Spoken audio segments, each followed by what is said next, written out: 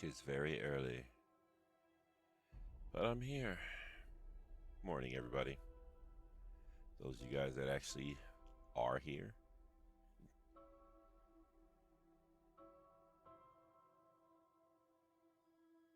I have a lot to do today, so I just decided I would get my morning sketches out of the way and allow you guys to watch in the process. I was working on this yesterday for my secret project and figured, well, I might as well just go ahead and finish it. And then do what I gotta do for the rest of the day.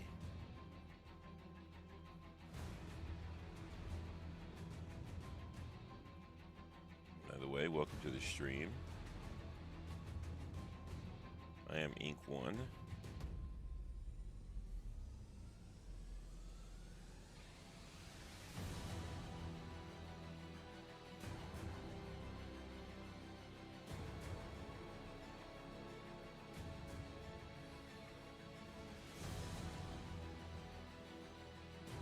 For those of you guys that'll be watching this in the future,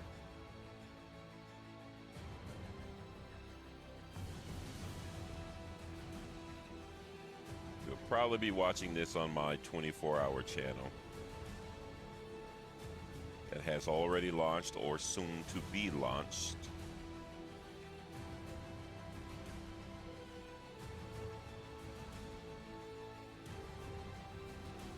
But if you have any questions, feel free to ask.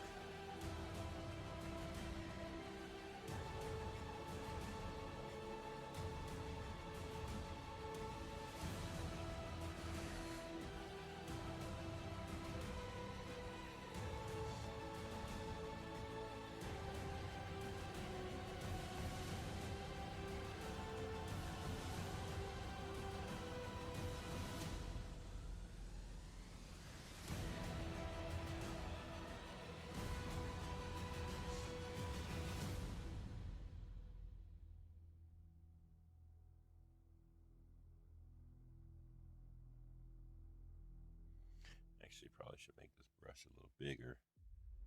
All I'm doing with this is just finishing touches, and then I'm gonna probably do some random sketches like I always do. So this pretty much started out as, it was just supposed to be like a random saber-tooth sketch. And like most sketches, I tell people this all the time, and I don't know how many people actually listen, but when you're sketching, do not let your sketches turn into art. What I mean by that is, when you're doing your sketch work, it's meant to be practice. What you don't want to do is make that common mistake that we all do, which I just don't necessarily know if I could call it a mistake, but we all do it, where we make a habit of letting our practice sessions turn into a piece of art. Even though it's cool that you come up with something that you would consider finishing, you know, and considering it for whatever arsenal or whatever pieces of art you're making, or overall projects you have, or anything like that. It's important to make sure that when you're doing practice, that it stays practice. Why? Because practice is more important than doing pieces of art. And generally the reason why you practice is so you can let loose and get better at things you have trouble on. And if you stop and you keep trying to turn things into art, what happens is the practice allows you to not care so much about the things you draw. You got to learn to be able to let your art go and understand that there's always a better piece that you could be making, and that the piece that you're working on is not your the masterpiece you're trying to create, or you know what I mean. Like there's always another piece. This will help you in the future when you're designing stuff because you won't get so attached to your work. You'll be able to draw, admire the whatever it is that you drew, but let it go to design something else, which is what you want. You want to be able to draw, let it go,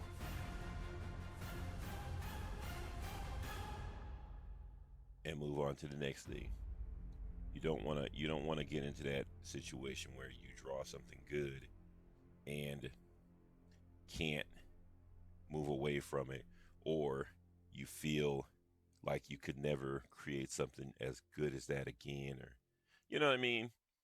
I've been in that situation a lot where I've drawn something and then I feel lost because I'm like, well, that last piece I did, I knocked it out the park, and the rest of these pieces haven't been able to come close to that. When in all actualities, it's just that I keep dwelling on that. Like you do get surprised sometimes that the stuff you do turned out the way that it did, and it's impressive to you, but you have to understand that it's not, you have a million of those in you. You just have to keep going. Not allow yourself to get overly stimulated by something that simple, and then just keep drawing. Practice every day. Make everything feel like practice. Unless you're getting paid for it, it is practice. Be able to walk away from something. One of the biggest things that I learned is that if you do a piece of art and it's not turning out the way that it's supposed to, start over. You learn so much from just being able to scrap something that's 95% done and just start over. Don't think about it.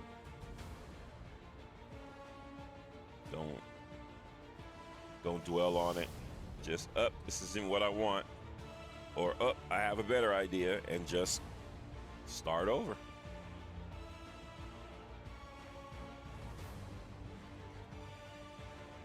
When you're a beginning artist, it's going to be very, very hard to understand that. But once you're seasoned, you'll get it. It's just lines on paper. You can do a million of them.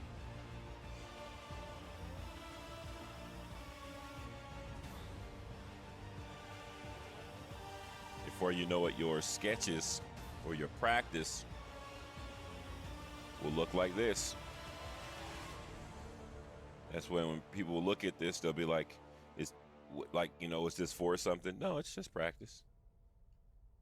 It's just practice. You know what I mean? You want your practice to look just as good as finished work. Because it's literally, the way I always look at it is like, I don't wow myself by stuff like this anymore, because I'm always like, well, I practice this every day. It just so happens that now someone is, going to pay you to do it. Not this. This is just practice. But if I were to get paid, you wouldn't be able to tell the difference.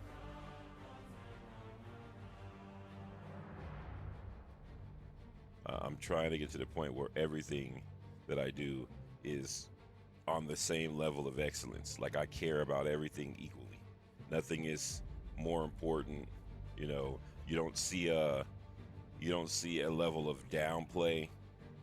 I want you to be able to look at it and feel like everything that I do is a piece of art that I'm getting paid to do, even if I'm not.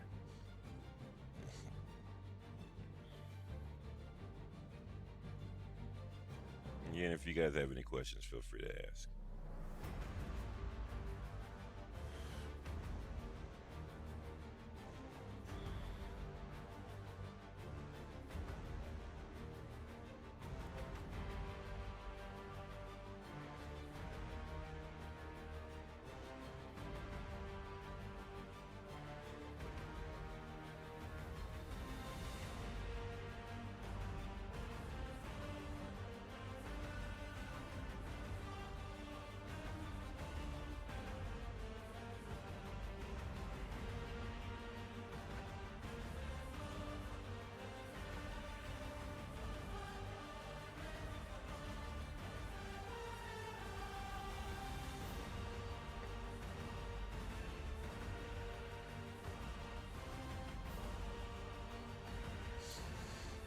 So now all this is doing right now is just allowing me to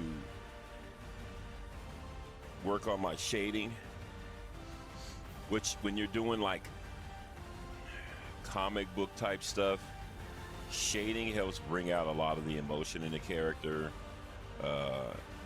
from like the clothing folds to, you know, like the expressions in the face. But a lot of images can be hit and missed in the shading part.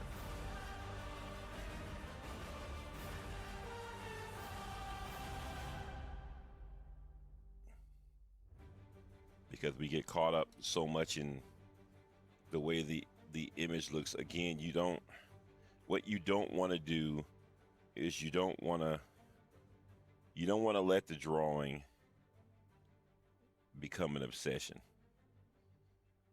In the process of doing it, understand that it is just a drawing. You have a million of them in you.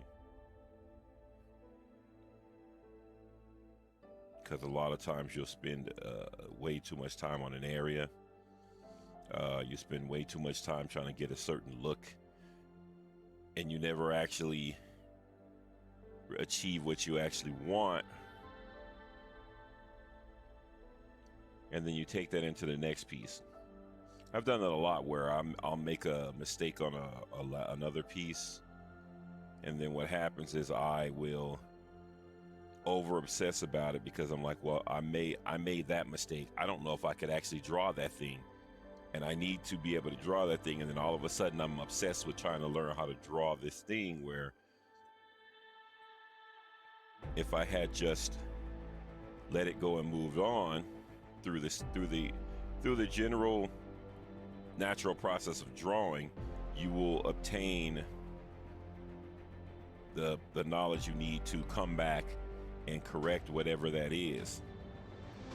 But if you overly obsess, you never get a chance to do anything else. But I had a problem with that, like that with drawing females, where I would draw females and I would obsess so much about the way that their face and you know, their body looked, that I never actually got better at drawing them. I would just draw the same thing, and I would have this. I had this thing that I would do that I never actually noticed until I got older. That I would draw on a flat surface, and that flat surface would make me draw the image off balance. And what I mean by that is, like, the heads would be a lot bigger than they were supposed to be. And I never noticed until I actually started drawing digitally, and I drew on a tilted table. And then I would go back and look at some of the work that I did in the past after I had gotten better, and was like, holy shit, no one told me that these women's heads were bigger than the bodies, but most people just thought it was my style. And it wasn't. I literally didn't know because I was drawing on a flat surface. It was the weirdest thing.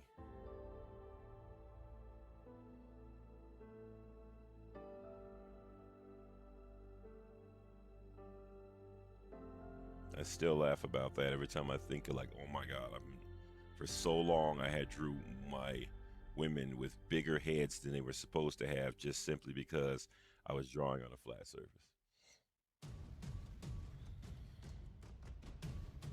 But I was able to go back and look at what I did in the past and see the improvements that I made.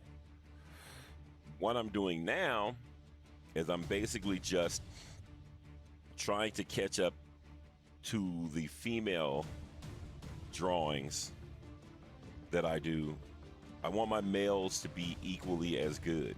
I sacrificed about 3 years drawing women for a book project. And when the book project was complete, I realized that my male characters had suffered because they were still at the same level as when I started the book for the females. So my females had gotten way better, but my males didn't. So now I'm just spending a lot of time drawing male characters to improve the way my male characters look, so that it's equal to what my female characters look like.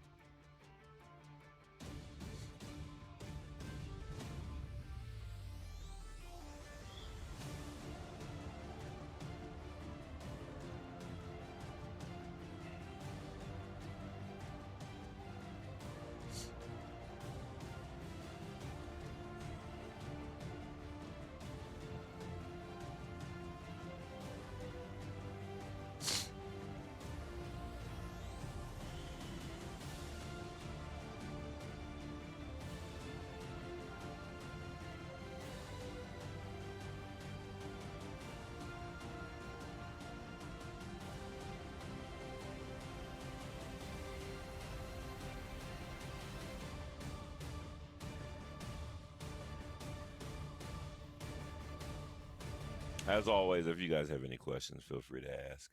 This is just my morning warm-up sketching. I was working on this yesterday, and it started off as just Sabretooth. And then I was like, I don't know, for some reason now I am like, I can't just draw a standalone like character. I have to have more than one in the picture, or it just doesn't really. I'm kind of like, I've been drawing this for too long to be drawing just one character. Like, it's not that big of a deal for me to draw an extra character. They're just humans. Like, I'm at that point now where I'm like, why am I acting like this is a hard work?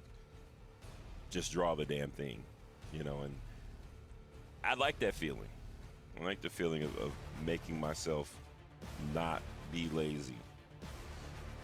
And I'll just be sitting there and I'll be like, but I also like the feeling of getting bored with a piece and being able to just walk away and do something completely different. I was drawing the penguin, and then I walked away and I started drawing the what was his name? The Riddler. And then I just abandoned the whole thing. I'm actually still working on it. It's like this. See, like this is the sketch. Believe it or not, this is where it started. The Wolverine and Sabretooth piece. But I was working on the Riddler and Penguin piece, and I literally just was like, whatever, dude. I don't want to draw this anymore. That's why I have these giant canvases. This will be full of sketches. This is probably what I'm going to go to when I get done with this, because now when I like something, I'll just turn it into a separate piece for whatever, just so I can admire it separately or post it somewhere or whatever. Or if I want to hyper focus on certain aspects of this, I typically don't do that on the sketch page, because the sketch page is just that. It is a sketch page. It is literally the page where I do the sketch. It is not supposed to be finished artwork. Anything that is on that page will definitely just be sketches. If I find myself trying to do art, I will move it to a different page, or I will stop drawing and draw something else. That page is literally, that canvas is literally just for practice, so that I don't care about what's on it. What I mean is, like, you ever buy a sketchbook, but you spend so much money on the sketchbook that you don't actually do any sketches in it because you don't want to ruin it, or all your sketches have to be pristine, when the book was literally meant for you to just doodle in it. Yeah, it's nice, but it's it's meant for you to look back and see where your brain was at, and the creative process that you were doing back then. If everything you do is if you're trying to do everything to be picture perfect so you can show it off, you'll never grow. I don't think a lot of people understand that. You have to allow yourself the ability to not give a shit about what you're drawing, and it will improve you 100%. If you care about every single thing you draw, you will never know the true freedom of just having fun with stuff and experiment. So I thought that's why I always feel like I could be I would probably be a great concept artist, because concept artists, that's their warehouse, that's their wheelhouse.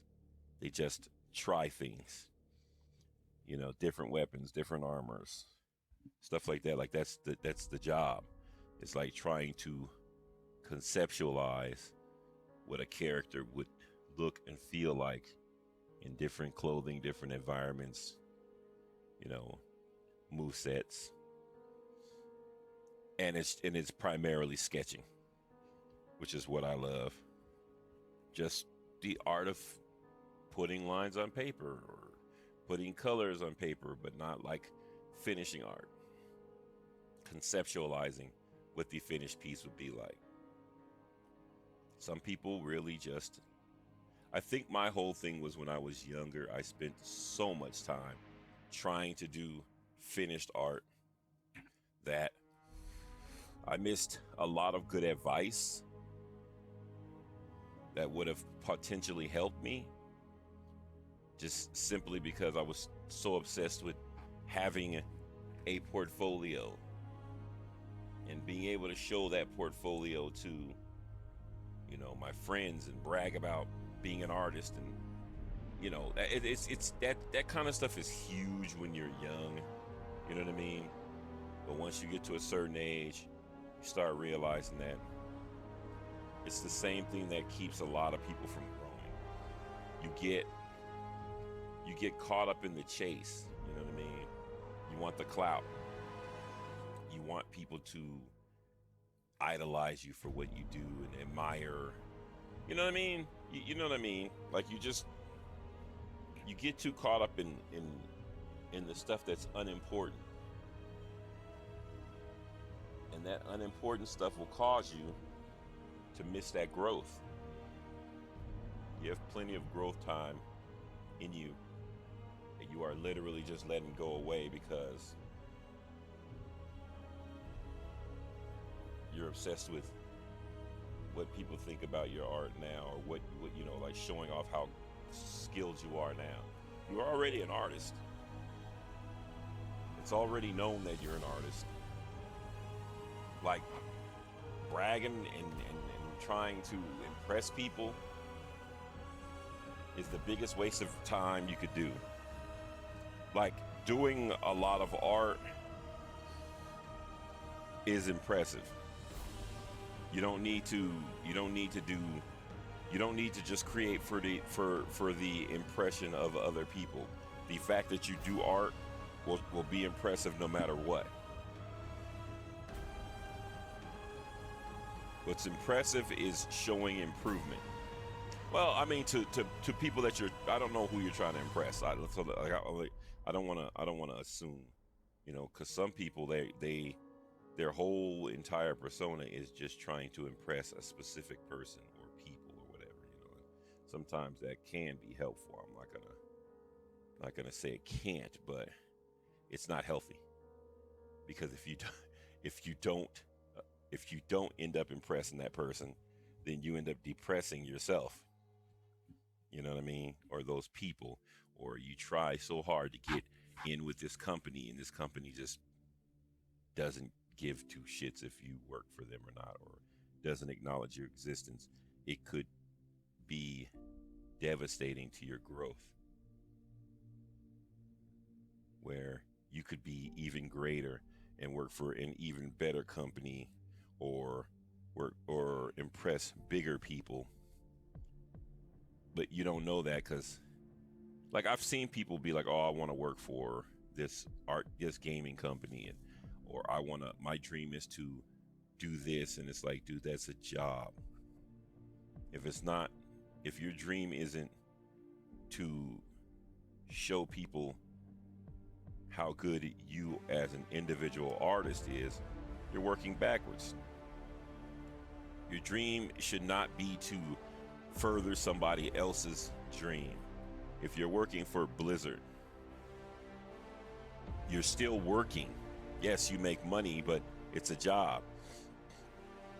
As an artist, your sole purpose is to create more value in yourself. That way, if that job ceases to exist, imagine getting your dream job, like the job you've always wanted, only to have that job go out of business or something like that. Or only to have that job change their views or whatever or their focus. And the thing that you love the most about that company is gone. But you're still working there, and now you just feel like you're going to work. And now the dream is turned into a job. Like that's what you don't want.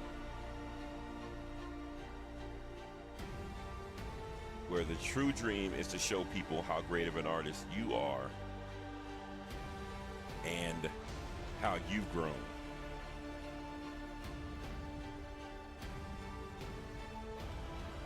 So no matter where you are, they know your name. You're the business. You're the product. And younger artists don't ever realize that until it's too late.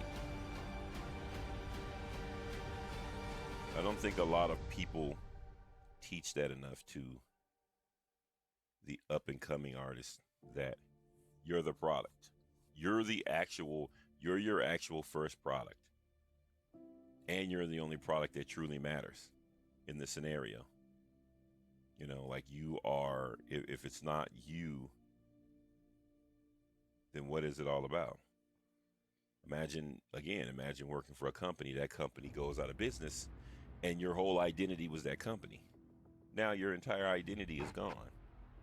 Truly it's not, but you feel like everything you worked for is just gone and you feel saddened. And I see a lot of that on the internet where a company will lay people off and they feel betrayed by the company, but it's like, dude, it's a business. How are you not understanding that is a business? The moves that they make is what's best for the business. If your mindset is not business oriented, you're gonna get chewed up. You gotta stop. As an artist, you gotta stop thinking that the world is nice. It's always rapidly changing. Eventually, at some point, you're going to be obsolete. Your goal is, while you're here, to make an impact. You're never gonna find that ultimate safe space where your career isn't always at risk if you're not reinventing yourself. By the end of your career, you should have so many different things that you can do that it's nothing. You're always adding something new to what you can do. If you're a digital artist now, you should be a digital sculptor later, or I don't know, something in the area of art, that will make you more valuable than, well, this is what I do. It's like, you don't ever want to be one of those type of people that's like, well, this is just what I do. It's just what you do right now.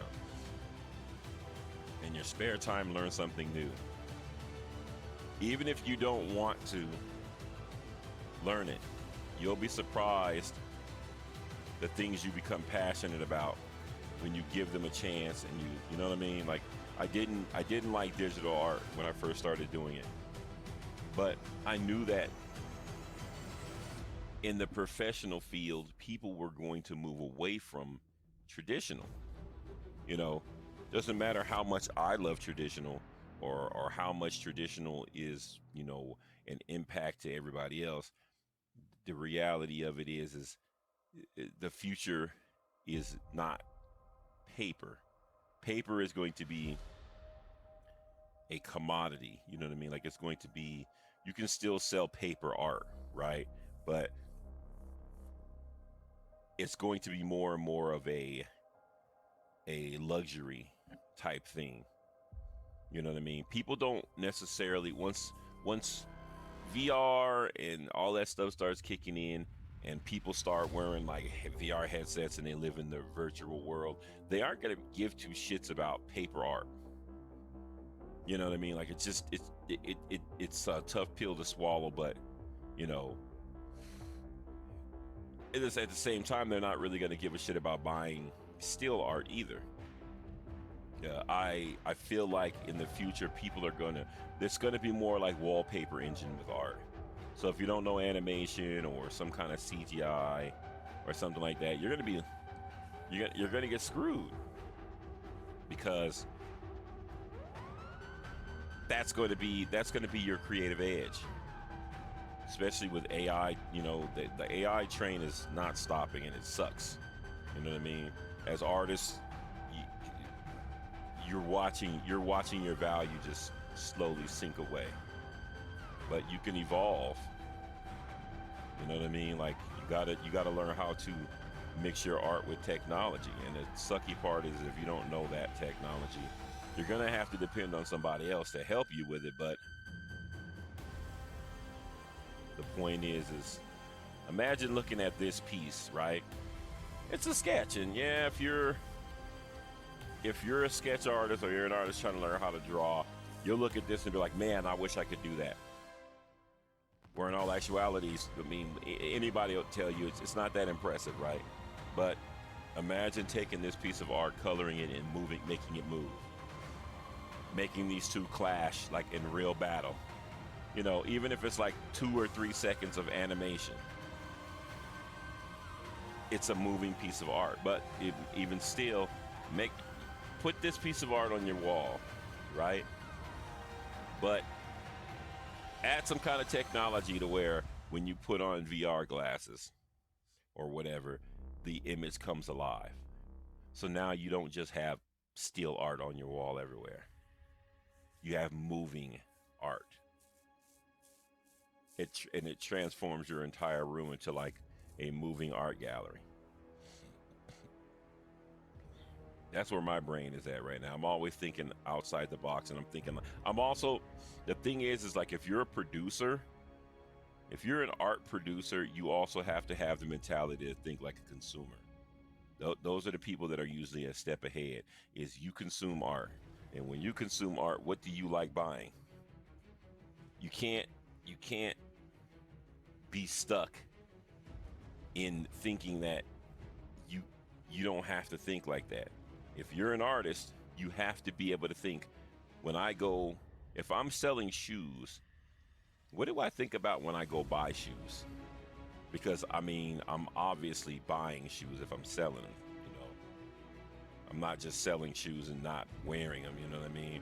And when I go and pick shoes out, what do I think about? You know, same concept with your art. If you're doing art, like if you're doing art and you're buying art, what do you think about when you go purchase art? What comes to mind when you go and pick out a piece of art for yourself? That's what you should be trying to bring to your clients. You know what I mean? I'm a tattoo artist. I'm always thinking like, yes, you could get the kanji, or you could get, you know, your baby daddy name or whatever kind of shit that you see people get nowadays that literally is, well, it's shit. Or you could be like, you could be that artist that's like, you know what, we could do that.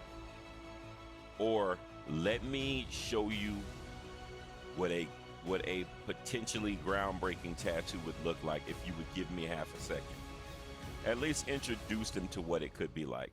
Some people might just want their simple shit, but you at least introduce them to what your vision is like, so that those people get to see what could have been or what could be. You know what I mean? You never know. You might get somebody to bite, get them to get a good tattoo, and then that tattoo becomes something that makes future tattoo artists think outside the box. I was talking to a friend the other day about um, like matching tattoos, and you get a lot of that in tattooing. You get a lot matching tattoos and stuff like that. It's people want to feel connected and stuff like that, and it's cool. It's whatever. Yeah, I've seen a lot of that, but it's like there's ways to do stuff where you feel connected and you have a sense of individuality. So I'm always like, all right, well, you could get a matching tattoo, or you could get a conjoined tattoo, where it's two separate tattoos, but they join together to make one. That's an artistic approach to tattooing, where it's like, I am going to draw two tattoos that function completely the same separately, but when you put them together, they make one. People will see that, and a lot of people will be like, holy shit, I didn't even know that was possible. Because a lot of people don't know that kind of stuff is possible. And two, that you care about the kind of tattoo that you get. It actually makes people feel like you make better judgment, especially when they have crappy tattoos. Like if their tattoos are the typical tattoos you would think that people would get, and they don't necessarily hit the way they're supposed to, you'll be able to tell. Funny thing is, sometimes people they'll see that, and you'll get hate for it, or you won't. I want to say that you get hate. People will be haters because they got crappy tattoos and you got good ones. You know what I mean? And then you tell them how much you paid, and I would never pay that. That's just too much money for a tattooer. But you can see that their tattoos aren't that great. Like you're gonna put something that's on your body forever in a category of how much it costs. This is transforming your body into art. Price should be the last thing that you're thinking about.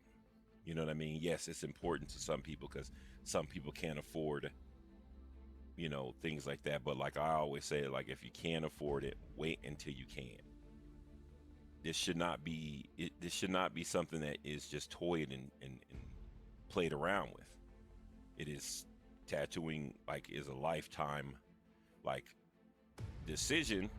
Which again, some people don't necessarily think that way. Some people don't think lifetime decision. Some people just think it's whatever, and that is just the reality of it, which is kind of sad. But I mean, if I'm being realistic, I know that's true. Like no one's sitting up thinking like, oh my God, a lot of people aren't thinking, oh my God, I have to make this right because this is going to be a life-changing, people don't get that you could get a tattoo and it will change the way people look at you. Literally. There are people that hate tattoos that grow to love tattoos just simply because of a tattoo that they saw that changed their mind about what a tattoo could be. Not that that's what you should be thinking about when you're getting your tattoo, but it should be what the tattoo artist is thinking about. It's job security. If you show people what tattooing could be like, it opens new people up to wanting to get tattoos. You don't,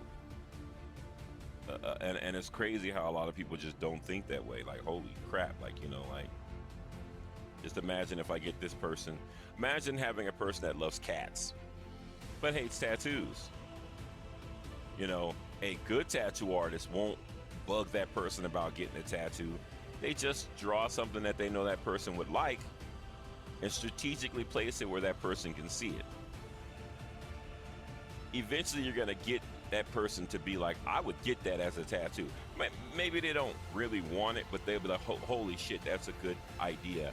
I would get that. And then you're like, you know what? I would do this on you for, a discount, just to get their feet wet. I've done this several times. And then once they get their first tattoo, they're a lifetime customer, because now they see what tattooing really is and really could be. And it's not the, internet version of whatever it is that, they thought it was. And you did that. And and then the other thing is that most of the time when you have clients like that, they tend to trust you and your judgment because you showed them something that could be, and it turned out great. Now it could go the opposite way, and you do something ridiculous and ruin their body, and now they hate tattooing forever, which generally happens a lot more than you would think. You get people that are just covered in shitty tattoos, but that's just because they're impatient and all the stuff that goes along with that.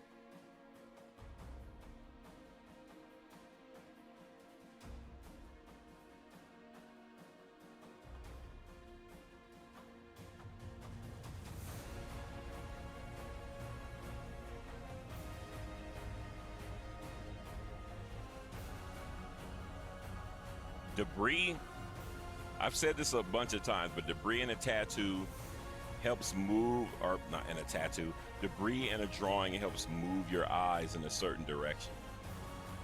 It also in a comic book setting, it can show aggression. Like it can show who's the aggressor, and who's the defender or whatever, like depending on, which way the debris is throwing and stuff like that. It can also show like directional damage, things like that.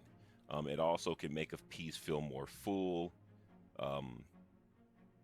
Lots of things that debris can do that we don't necessarily ever think about when we're drawing, because who the fuck thinks about debris when you're drawing?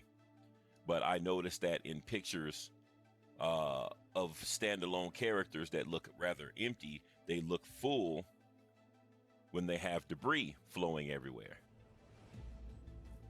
Especially something like this that you don't really like. I don't know what the fuck to put in the background of this. It's like whatever. It's just a sketch of two rival characters. the rival characters are the focal point of the piece. So like in my brain, I'm like, it doesn't really matter what I put. But to a person that is viewing this, you know, that is not me, they could see a lot of stuff in this that they would, you know, that it gives them a chance to let their imagination flow. But at the same time, it's like it would help further their imagination if they had a little bit more to go on. But the debris just kind of helps the image look fuller, you know, or it capsulizes what's in the center, you know, like it's like framing the piece.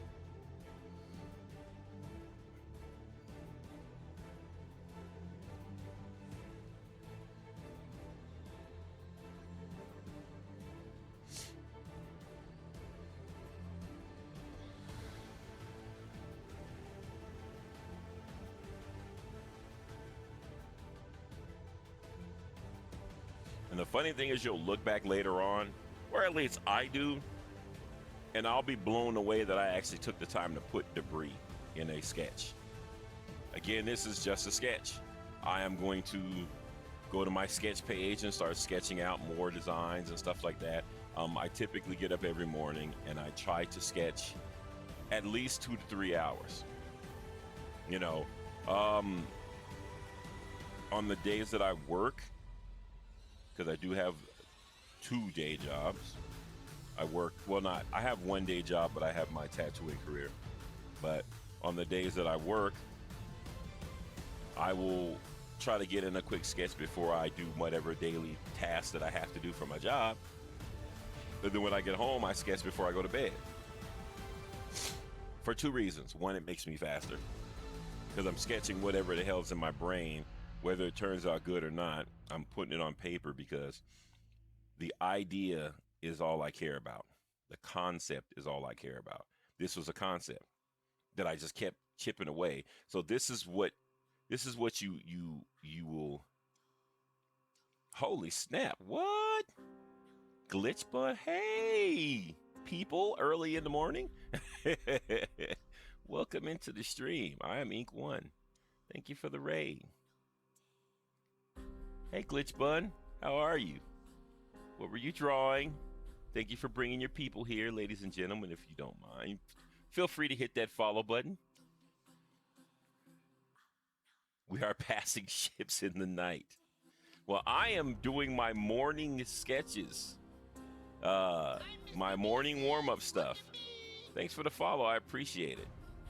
My name is iinnky. I am a tattoo artist. But I am an avid lifetime learner of art. So I draw all types of art. I also, I am a giver of knowledge. I like to consider myself a motivator.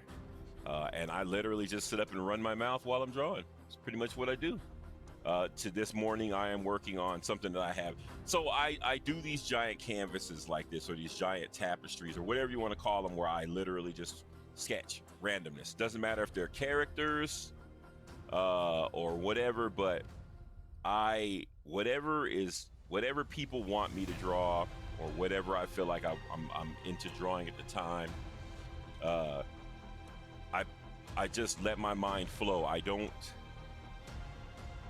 hinder myself with trying to make pieces of art. My entire goal is to become a better version of myself, which is what any artist does.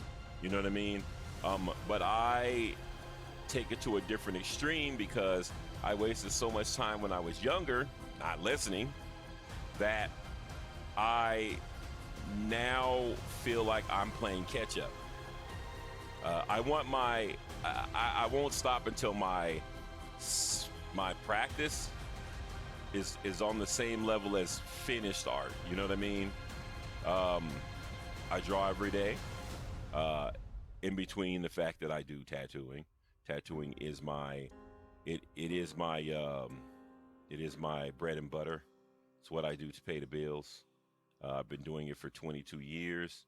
I also have a day job, but literally, I've been streaming for about 11 years, and in those 11 years, I have grown to understand that I am more I'm better at motivating people than trying to. Because when I first started, I was like, I want to teach people how to do art. I'm not a teacher.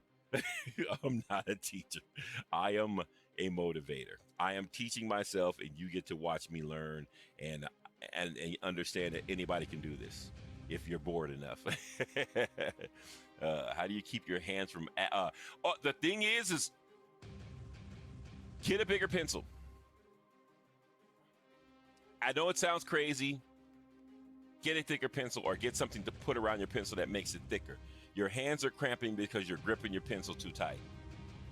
Learn to use your elbows and your wrist more and get a bigger pen, a thicker grip. It will work wonders, and it will loosen you up with your drawing sketches. Like the biggest mistake that people make when they're drawing is they're not loose enough. We tend to be very tight with our drawings to get more detail and stuff like that, when the detail comes from the looseness of the drawing. The style comes from the looseness of the drawing. At least that's what I've learned about what I do. I have really, really big hands. Actually, I can show you. Hold on. I can show you. Give me a second, chat. I always do this because I say, I'm not going to use my camera this week. But I always tend to use my camera. But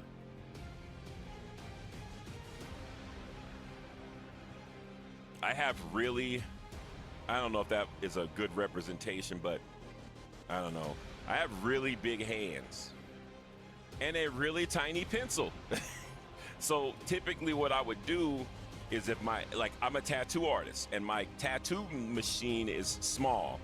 And when you're tattooing for like 6 or 7 hours straight, your hands cramp. What you want to do is you want to get a bigger grip because it helps your hands like not, your hands aren't gripping so tight,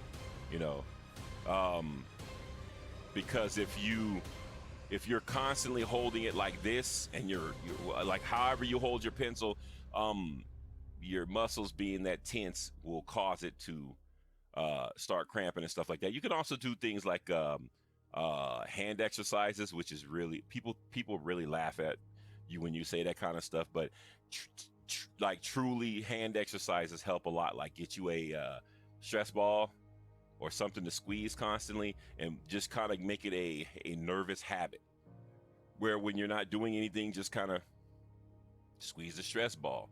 It, like anything else, your hand has muscles in it. Those muscles get stronger. That kind of stuff, but like for me, I've gotten a lot better at it because I am a lot more loose with my drawings now. Doesn't like, even though you might look at a lot of stuff that I've done and it appears to have like a lot of detail or whatever, it's really not. It's just the key to getting things to look a lot more detail, or at least from what I've found, is to make them bigger. Like drawing a smaller piece of art and trying to get detail will cause a lot more muscle strain than you could imagine versus just drawing on a really big canvas. Most of my canvases are 40 by 20, but it's 600 DPI, 800 DPI, 1200 DPI. They're big, so that I can zoom in and get tiny little details. Plus, people don't see all the imperfections in the drawing. All you see is this. So when you look, it's like, oh, look at that. But like, I see this. It allows me to not care so much about detail, and it allows me to care more about the flow of my hand. It takes several gestures to get this eye in this position, but because I'm just free flowing, it doesn't feel like anything. Where back in the day, I would force myself to draw that specific like shape, or this specific shape of the nose, where now I'll just draw a really quick ugly square to just mark the area and come back in and just kind of fine tune it later on. Everything is in steps, you know, like anything. You just learn processes that help things look better that you normally wouldn't have done in the past. And that's why sketching is important, because something that was a sketch can be fine-tuned into something that's going to be better later on, that you can just show somebody. Because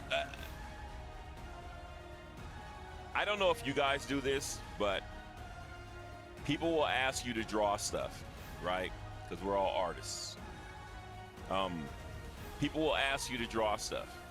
You don't want to draw it, so you half bake it. You know what I mean? You just half do it or whatever, or you rush through it or whatever. I am a firm believer that the best way to get someone to not ask you to draw stuff is to draw what they ask you to do good one time. You will have a million people asking you to draw whatever's popular. But if you draw it good one time, you will never have to draw it ever again. Instead of like not doing it or half baking it and then having people consistently keep asking you, have you ever drawn this? You know, would you draw this? Like, you draw something really good one time. I don't like doing fan art. And the funny thing is, if you looked at the art I've been doing lately, you wouldn't believe it. I can't stress enough how much I just don't like fan art. Now, let me rephrase that. It's not that I don't like fan art. I don't feel like it helps me with my creativity, because it's fan art. It's art. It is a fan's interpretation of art. The problem with that is if you are not a fan, but people are asking you to draw it, how do you get motivated about it? Well, you use it as practice. You use it to learn and challenge yourself to do stuff that you normally wouldn't do. And it allows you to not care as much. You want to do a good job, but you don't want to care about it. You know.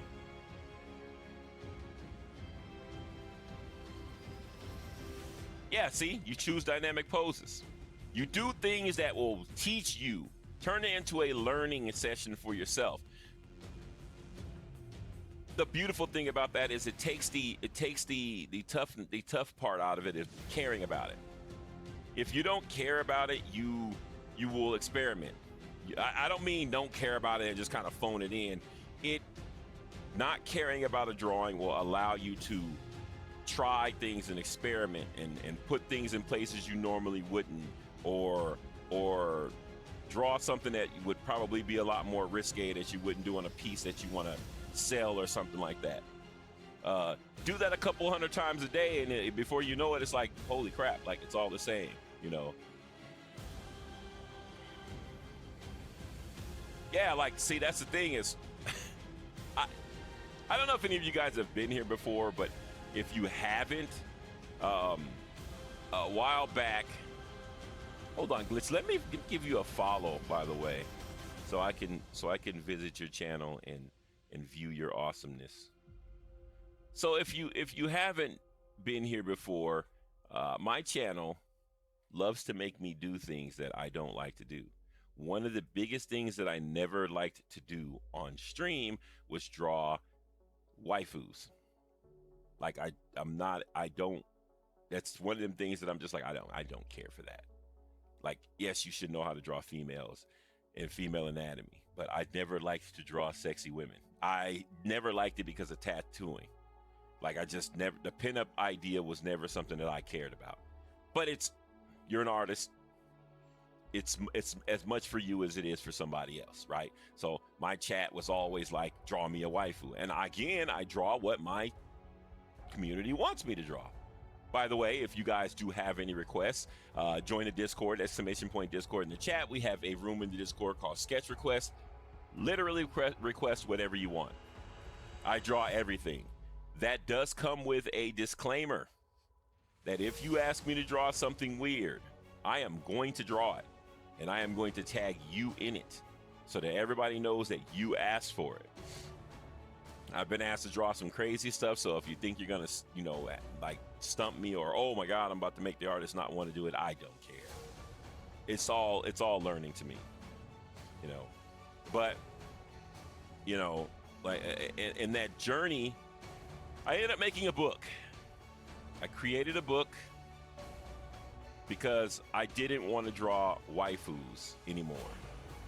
And ironically, my book is called Friends Don't Make Friends Draw Waifus, which is hilarious because it turned out to be one of my best projects. If you've been here before, you've seen this, yeah, I get it.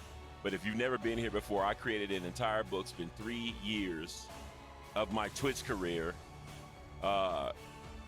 drawing things that I did not like that turned out to be one of the, actually, it is the only project as far as art, not tattooing, that I ever finished. Like, I've never finished any other art project, ever. This is the only project I ever finished, and it just so happens to be the thing that I did not want to be known for. And one of my friends was telling me when they were basically, facilitating this whole project, is you're going to be known as the waifu guy. And I'm like, dude, I don't want to be known as the waifu guy. But if you're drawing women for 3 years, all you can think about when you draw anything is put a woman on it. Like, I was like, I'm going to draw a flower, but what if I had a woman sitting on it? Or I'm going to draw a robot, but what if there was a girl in the cockpit just chilling? Like, everything was just for the book. And I got to the point where it was like, I couldn't draw anything without it being like a waifu. So once the book was done,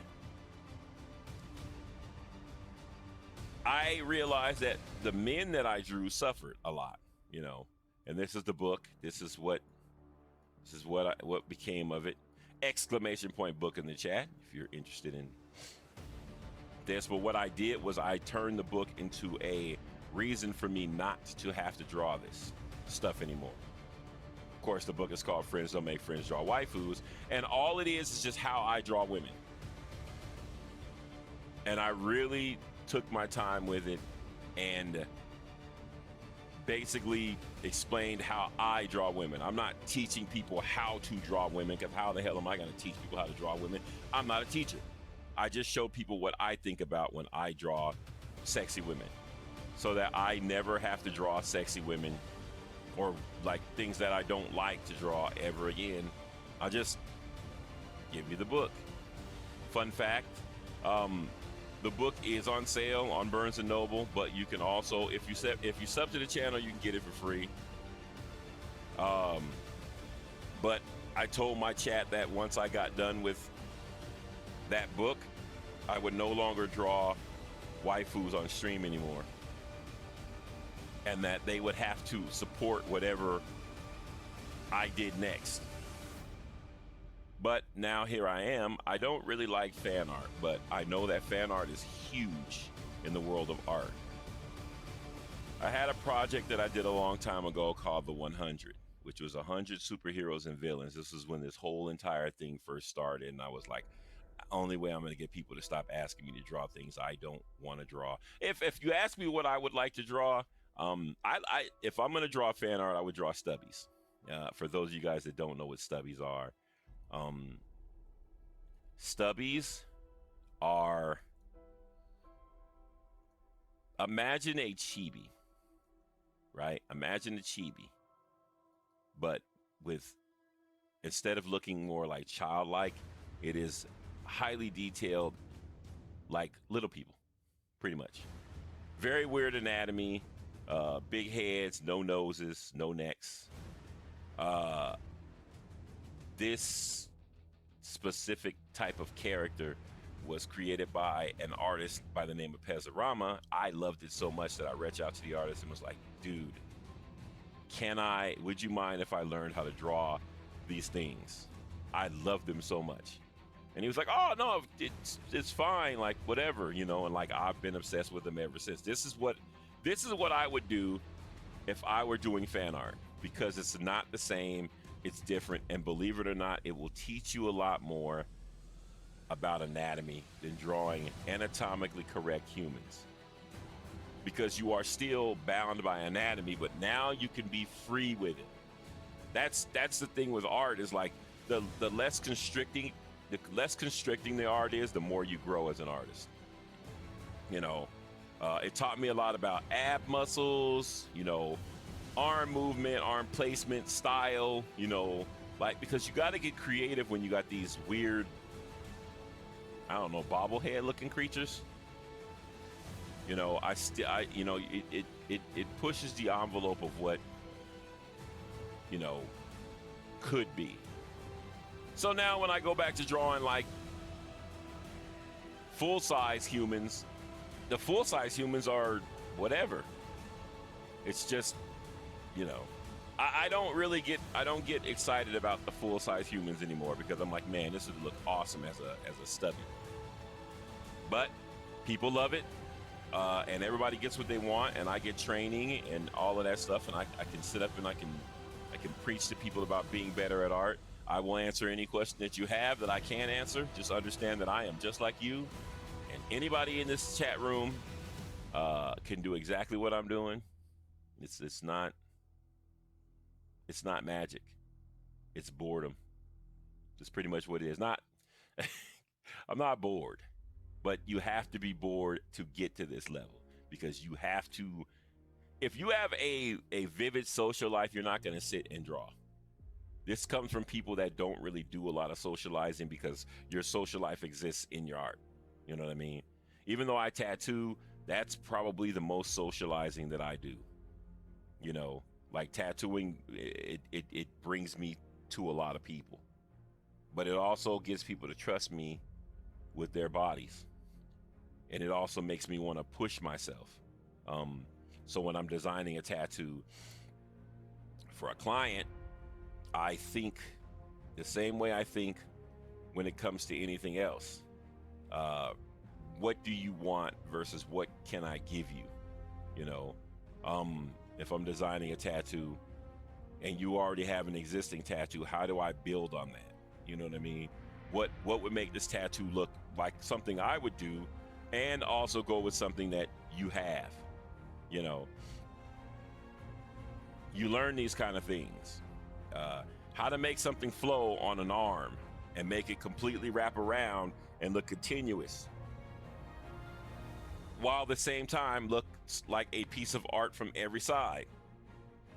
And in tattooing, I realized that I only use about 10% of my art skill, and people consider you a master. I mean, let's be realistic. If you watch Dragon Ball Z, you know you've seen this kind of a dragon. But when you get into tattooing, you understand the meaning of it and why the dragon is clutching the pearl. And you know, you have water dragons. You have all these different kinds of things that are turning into dragons. Food dogs that turn into dragons. Like, and you understand the meaning behind the dragon. So now it takes on a different form. Now you want to just do bigger stuff. This is a full back piece, and yes, it does fit. I didn't just draw a long dragon and then put it on the back. It literally wraps the entire back of the body, under the butt cheek, around the legs. The only problem is this is hours upon hours of work. And it's very hard to find somebody to want to sit through something like this.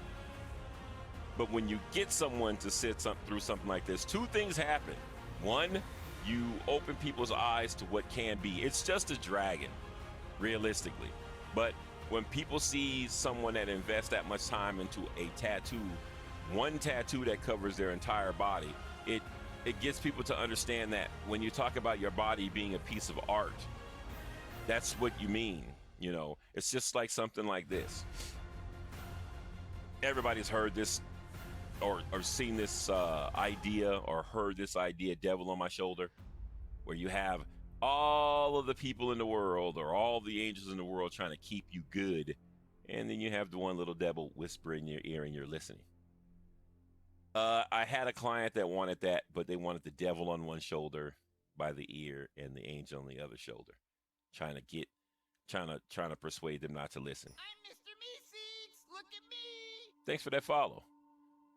I decided to take the concept and turn it into a sleeve because I get tired of seeing people do simple ideas that could be grand.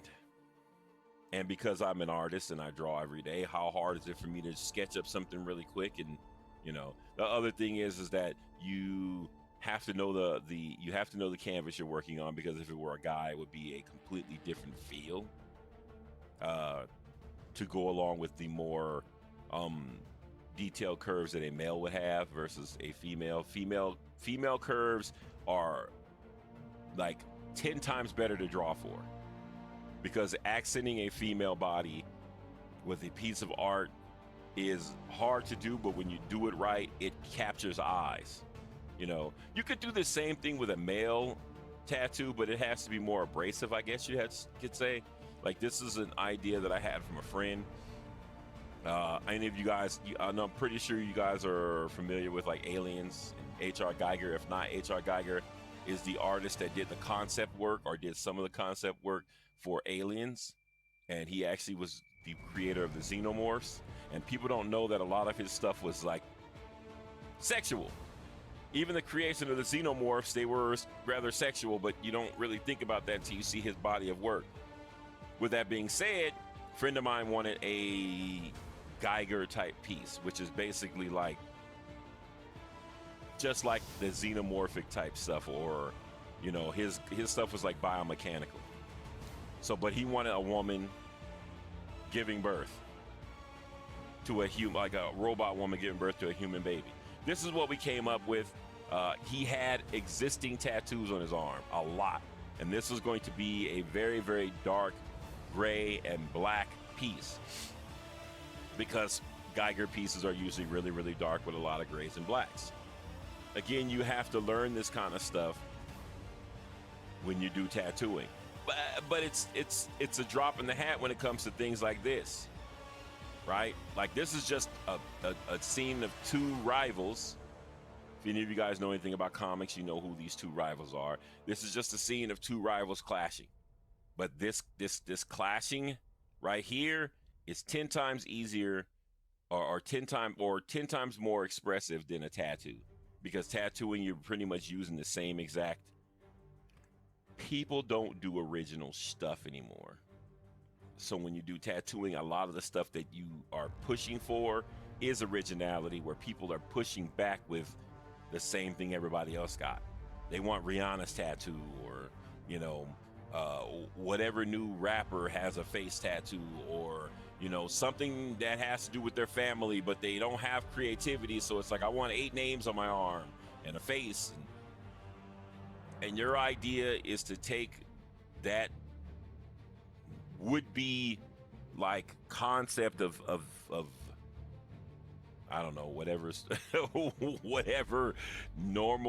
people normally get, and push them to get something different and better, or just learn how to take what they ask you for and turn it into something better. It's the same concept as drawing humans or waifus or anything like that.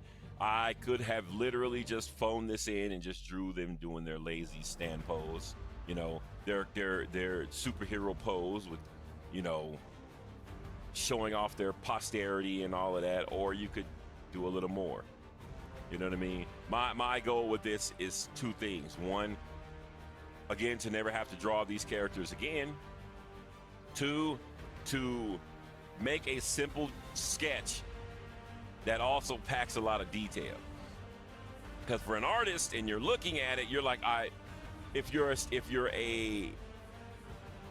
are a beginning artist, you're looking at this like, I want to draw like that someday, or I want to be able to do detailed stuff like that, or I want to be better than that, or whatever the case being. And you will study many pieces of art, and my goal is to make you really work to figure it out. If your art is very simple to figure out, it just means that your style is very simple. Nothing wrong with that. I want my style to be a little bit more complex than that. I want people to understand that this is very simple to do. I just wanted to look more complex. And while in the process of doing that, I can teach you something you probably didn't know about, whatever. You know what I mean? And that's like my goal as a streamer, artist, whatever. I don't care to be famous. I don't want to do comics for a living. I love tattooing. My goal is to just make so much money that I can do tattooing for free. You know, even though I will tell anybody, don't ever do anything that you're good at for free. It's stupidity. But if I had a choice between never doing it again because people won't pay me or doing it for free, I would choose to do it for free because I just absolutely love drawing on skin. And I did not like it when I first did it. Until I opened my eyes to what tattooing could actually be, I didn't love it. I thought it was stupid. It took me to get a tattoo to realize, holy crap, like I could show people how to do this and how to be good at it. Not saying that I'm like this great artist or whatever, but like it took on a different form when I realized that you don't necessarily have to be,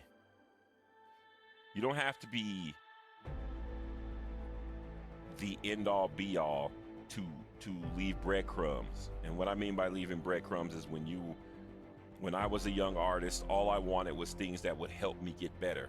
And of course, when I was younger, we had the library, we had our art teacher, we had friends, and that was it. You guys have Twitch, and you have the internet, and I don't know if you take the time to smell the roses or think about just how different it was, which I'm not going to be like, it was harder, but it was, but that harder was actually better. It was, because I had to learn things that I normally, if I grew up today, I would not want to learn it. And it made me learn them because, one, people didn't know how to teach when I was younger. Like my teacher was not a good teacher. My teacher was probably the most detrimental thing that ever happened to me when it comes to art. Because my teacher told me that I was not going to be good at art because I didn't know how to listen. And of course, if you are an artist and you've been doing it for a while, you know for a fact that the greatest artists set their own trends. They don't follow them. It is good to be able to look at something and study it, but the secret to being a great artist is understanding that it is all up to you, and that you are learning all of this stuff so you can choose what you don't want to do. I'm not even lying. At the end of your journey, you will be drawing what you want to draw, and people will like it. The entire idea of learning fundamentals and all of that is so that you can eventually be like, I don't want to draw that. I want to draw this. But you know why. You know what you want your art to feel like. You know what you want people to know you for. You can confidently be like, I don't draw anime. Can you draw an anime character? Absolutely. Like, whatever. It's anime. It's art. It's lines on paper. But I don't draw that. Well, why don't you? It's popular. Well, because I like drawing this. This is what makes my heart sing or whatever. You know, I don't want to draw something that's going to make me unhappy. And drawing this doesn't make me happy. And being able to stand your ground and get people to realize what you want people to see you for. Instead of like, you know, but at the same time being able to switch gears and do what you have to do to make a living so that you can continue doing what you like to do. Being able to draw a, I don't know, standard superhero pose in less than 2 or 3 minutes to get people to understand that this kind of stuff right here is easy clap. All of this right here is what you're learning to do. So you can be like, I don't want to do this. I don't want to sit up and draw, standard, I don't know, Hulk, Hulk smash pose. I want to draw flowers. I want to draw flowers in a garden. Even though you can draw the most badass, like, dark elf that you could think of, I don't want to draw that. You can draw it because someone will be like, hey, I'll pay you hundreds of dollars. And you'll be like, you know what? All right. I will draw you the greatest dark elf you've ever seen. But my body of work will have nothing but flowers, or stuff like that. Like that's kind of how I envision my, I don't like drawing flowers. It's just an example. I think that people should learn every aspect of art and be equally as skilled at it. If people see me doing nothing but comic art, they would never know that I'm a tattoo artist. But I like to keep those worlds different. When I do tattooing, people don't know I do comic book style art. People don't know that I'm learning how to sculpt, 3D sculpt. But that's the point. The point is that eventually people will understand that I am a student of art. That is what you are aiming for. You're not aiming to be known as the, anime guy or, comic book guy or girl. You're aiming to be known as the artist, like, so when anytime people see you do anything, they are blown away by it because they don't know what to expect. And now they're yearning to see what new thing you come up with. You know what I mean? It's not about, oh man, this person is an anime artist. What anime character are they going to draw today? This person's an artist. What are they doing now? That's what you want people to start thinking about. It's like, holy crap, you're doing 3D now. Holy crap, you do sculpting. You do real sculpting. Like with clay. Like, always different. You want people to watch you do, I don't know, stuff like this, where you're just kind of shitting out a quick sketch, right? Just to get them to understand that there are people in the world that are struggling to do this, where they don't have to struggle. You just have to open your mind to understand that this is the easy part. This is the part that you dreaded doing as a kid that you should love doing as an adult. The practice part. The part you should dread as an adult is having to actually do actual art. Because now you actually have to focus on something, and your brain has to be focused on a specific thing for a specific amount of time, where practice is free for all. You literally just let your brain go, and you can do whatever. You can change whenever. You can stop whenever. This right here is just teaching me different body styles. I got different body types that I use. I have different ways of drawing stuff. Like, if I'm drawing flowers, I have ways of drawing flowers that make my flowers look like my flowers. In tattooing, I draw a lot of flowers because I tattoo mostly women. Because women, guys, if you're in the chat, I apologize, but women just have the best ideas when it comes to tattooing. They do. Men have some cool ideas, but most male ideas that I've run into in tattooing are pretty much on the same line. You get I've had a few male clients that knock it out the park, but most of the time, the most creative designs and ideas come from women. Usually men want, I don't know what you want to call it, bravado tattoos. I don't know, tattoos that make them feel more manly, I guess. I don't fucking know. They want money tattoos, girl tattoos, stuff like that. Not all, but the majority. So a lot of times you're drawing skulls and daggers and all the stuff you would think that a guy would get, right? And which is fine because you get really good at doing it, right? But what you also get is when you do get somebody that knows what they want, their ideas are what change tattooing.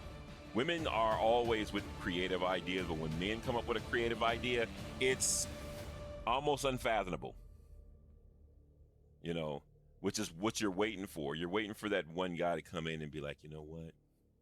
I want the journey to the West. And you're like, what do you mean? Like, yes, I want the entire story of the journey to the West. I have no tattoos. This is going to be my first tattoo. And you're like, what? Like, and you tingle in the inside because it's like, this is it. This is the tattoo that's going to bring me out of the shadows and show people what I could really do. Because of course you can create great tattoo designs all you want. I do it all day long. But it doesn't matter if no one's getting them, because you can design a tattoo, but people are in their back of their mind are going to always think, can this actually be done? They don't know that you're a tattoo artist. So you drawing tattoos doesn't necessarily mean anything unless they're on a body. The minute you put something on a body, it becomes real. And once it becomes real, then people understand it's possible. Pretty much nowadays, anything you can think of is possible in tattooing with enough time. But once you see it, it's no longer in doubt. Because now you see it, it's real, it's on somebody's body. But the problem with that is now that you know that can be done, instead of you trying to come up with your own design, you want that person's design. Because you think you could wear it better, or you think it would be cooler on you, or whatever. And the idea as an artist is to try to push people to try to be more creative. Whether it's showing them, which causes you to do a little more work, but again, if you love drawing, it's not work. So to me, it's like, all right, I know I love drawing. So showing somebody that something that would be cool is not a chore. It used to feel like a chore, but now it's like, dude, I love it. You know, it's the same as drawing like a really quick superhero sketch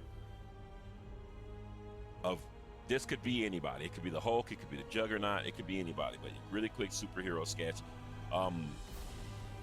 just to show people how easy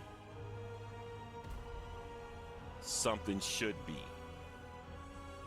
or could be, you know, because a lot of people want to understand how you get to this point. You know, that's the goal of learning, is like, how do you get your brain to move in such a way where it feels like you know where everything is. It is literally that.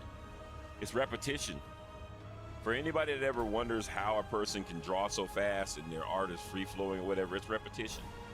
Like, you do it so much that it's not magic. It's just, I've done it a million times. You know, yes, I haven't done this particular drawing a million times, but I've drawn anatomy so much that it's anatomy.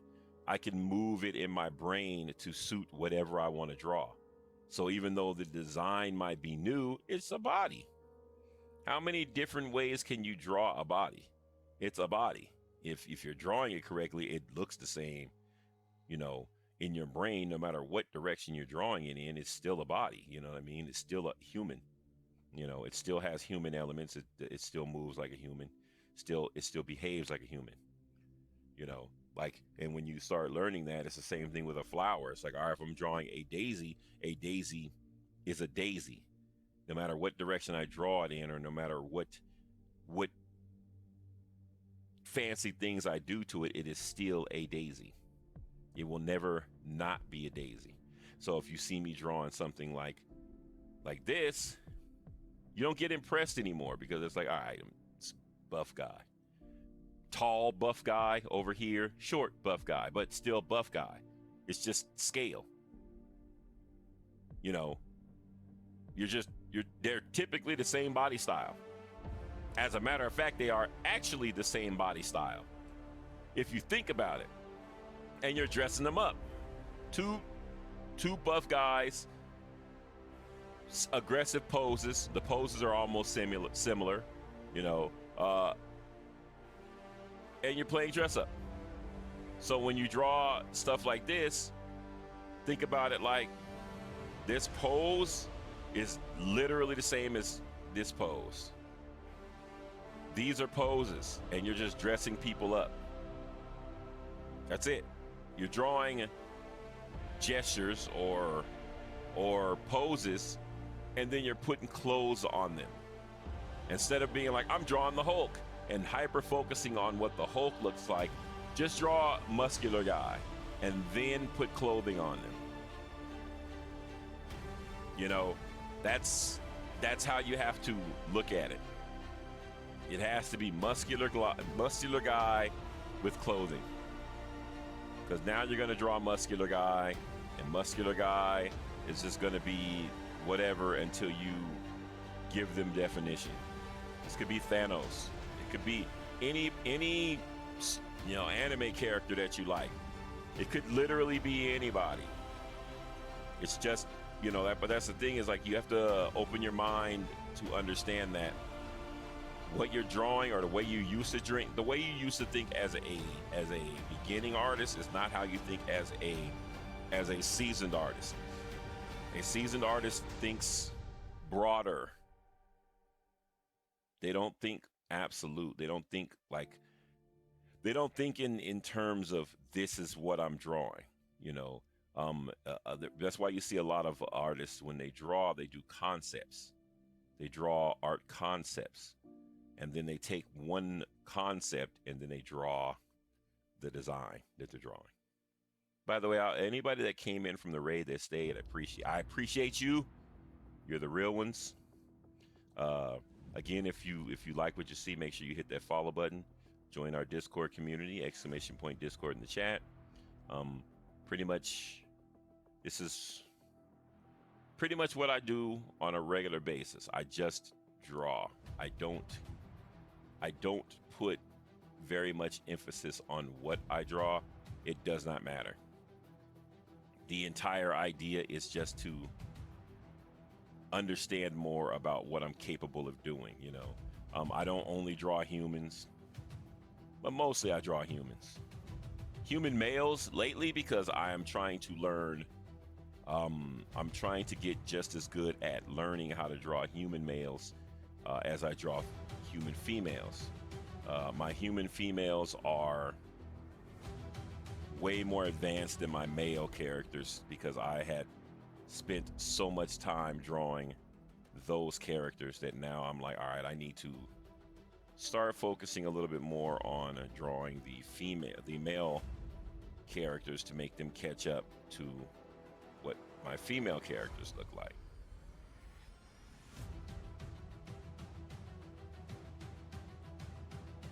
But it's all practice.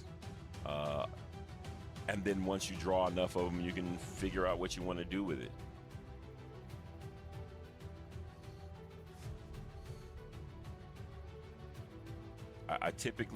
I know a lot of people will be like, why do you draw so light? Because I get that question a lot. The main reason why I draw so light, for anybody that's wondering why I draw so light, is because I like to scribble when I draw. And when you scribble, it allows you to be able to go over what you're doing over and over again before you lay down detail. So you see how I'm like drawing through this hand and then going over it again to actually put the fingers where they're supposed to go. If I drew dark, I wouldn't be able to do that. Which a lot of you guys that do art, you know this already. You already know the whole spiel, but for those of you guys that are learning, that's generally the reason why I draw so light at first. Eventually it will look dark like everything else. I know that when you're learning or you're looking at someone drawing, it's very hard to pick up on what they're doing if they draw really light. But I used to change my workflow for the integrity of the stream, but I realized that my art was suffering because I was trying to make sure that the quality or whatever. I want to make sure that my art is good before I give a crap about what it looks like on stream. The end result is what a lot of people want to see anyways. And I noticed that when I watch videos, I just fast forward to something I want to see.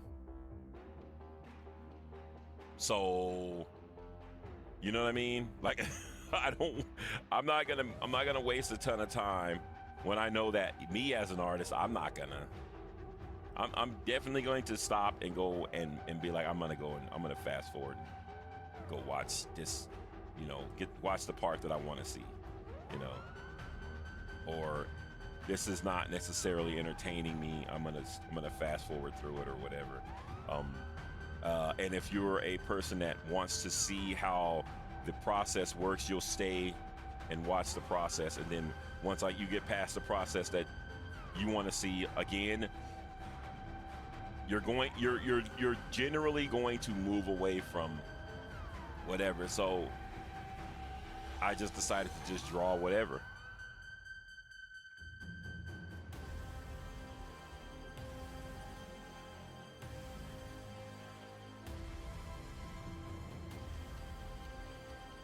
I decided to not worry so much about what it is that I'm drawing or the process of it, and just worry about the end result. Long as that end result is what I'm aiming for, rest of it doesn't matter.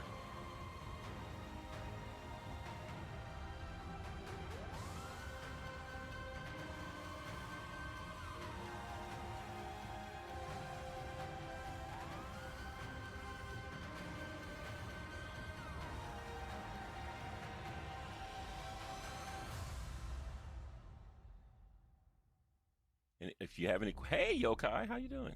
If you have any questions, feel free to ask. Good morning. Hopefully your day is going good.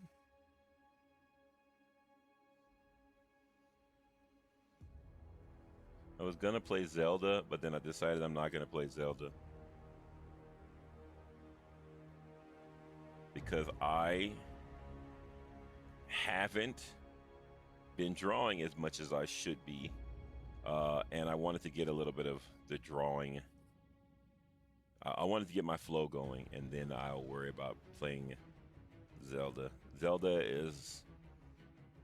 I feel like it's going to be one of those cozy games I end up playing off stream. But I was going to play it on stream, but now I'm kind of like, eh.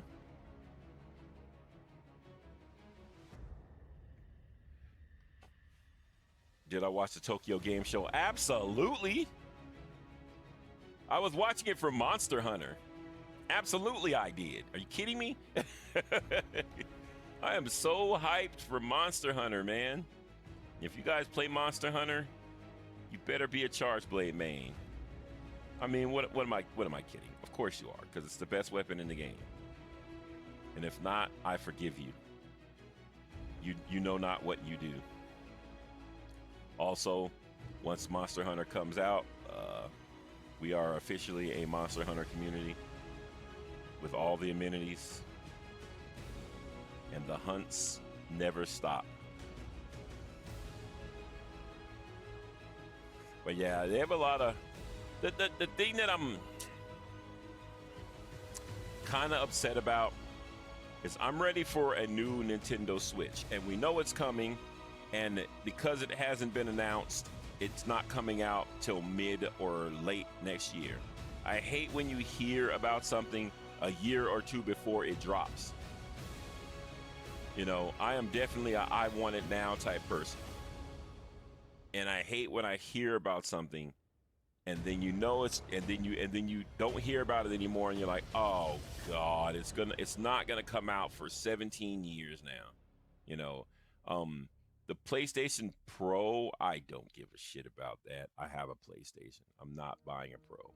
I am old enough to understand that the Pro, they're not going to create a game for the PlayStation that's not going to run as efficient on everything. It's not the graphical fidelity and the upgrade is not going to be that significant. And people that care that much about graphical fidelity will just buy a PC. Yeah, it's not worth it. I would not. I know friends at work that fall for that crap because they are console. They are normies, and normies just listen to whatever they tell you. If they say it's faster, you don't know, because whatever. You know, I just want more memory. Yeah, and you can just buy that. You can literally just go and buy a hard drive. I don't want that because I realize that all I have to do is just erase a game and upload another one. I don't play more than one game at a time. So I don't necessarily care to have more space to add more games. If I ever get to the point where I start caring about having more games at my disposal, I will just start like avidly searching for I'll start avidly searching for physical copies of stuff. When I stop caring about having the physical copy of it or standing in the GameStop lines to get stuff, that's when I realize that I am evolving as a gamer. Even though that was a great time to be a gamer, because standing in lines with a bunch of other gamers to get that one game that everybody wanted was definitely it was an experience that a lot of kids nowadays will never experience, because boy, oh boy, getting the Xbox 360 or the PS4 was definitely a vibe. Like, it definitely was. You definitely learned something. You start realizing just how serious gaming was. Or how crucial it is to get something pre-ordered. I am the pre-order king. And I will pre-order something a year, 2 years in advance if I have to, just so I will have it. Now, granted, I also know that when I get it, I'm going to be like, I didn't really want this as bad as I thought I did, but I have it. I realize that a lot of the stuff that I want, I only want it to brag to other people about having it. I am definitely that guy. And then once the other people know that I have it, I don't really care about it anymore. I bought my Xbox, which in all fairness, it's going to be useful soon. Because with the Game Pass thing, like, they killed it. I don't care what anybody said. Xbox made the greatest comeback this year. Because with the Game Pass thing and everything coming out on Game Pass, they are about to change gaming, and no one is paying attention to it because people don't pay attention to stuff. But they are about to usher in the new age of gaming and take out, like, basically consoles are about to go bye-bye, and PC and PC and phone games and stuff like that are about to take off, because mobile, being able to play anywhere is a big deal. A lot of people aren't going to care about having a console if you can play on anything and the game is just as good. Tablets will probably go up, because if you can get the same quality on a tablet, the average player does not care. Gamers, the thing that you have to understand about gamers is a lot of times gamers don't get that the way that they look at gaming isn't the way a normie looks at gaming.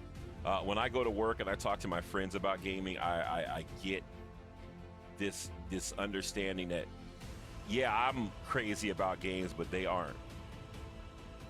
Like, I continuously have to remind myself that I am a little above average when it comes to gaming, where it's like, all right, I love gaming a little more than the average person.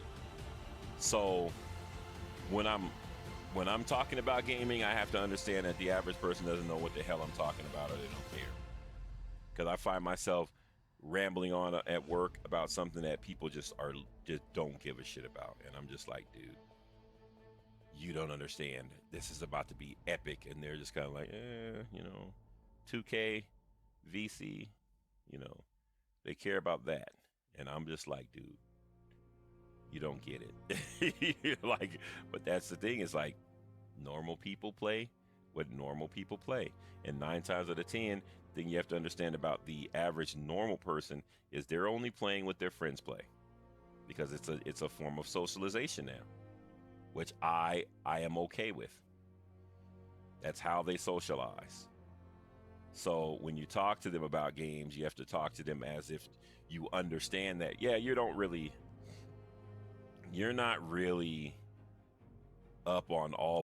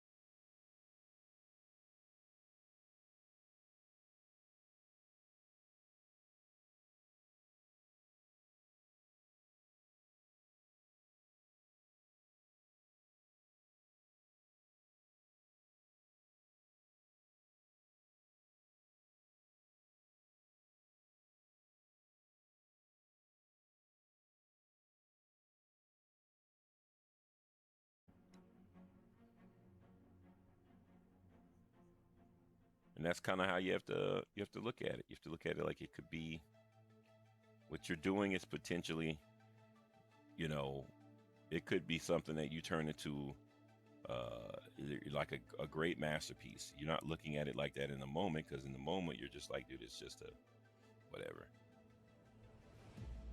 But this also allows you to loosen up.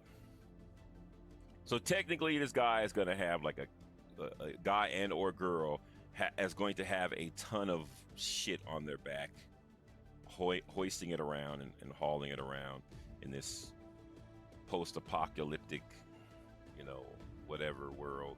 Because post-apocalyptic, or you could be in a utopic world, but you want to but the guy and or girl is pretending like it is post-apocalyptic. Plot twist: the world is actually a utopia, and this person is a doomsday prepper or whatever, and they're all they keep talking about is the impending doom.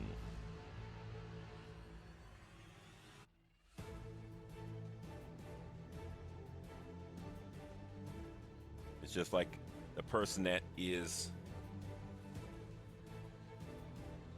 constantly talking about the good in everything, where everybody else is like the world is burning, and this person, and then like all you have to do is just reverse it. Be like, this person is literally talking about the bad in everything, but the world is perfect.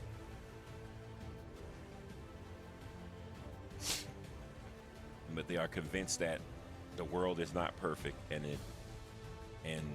that you are being mind controlled or something, and they don't want to be sucked in.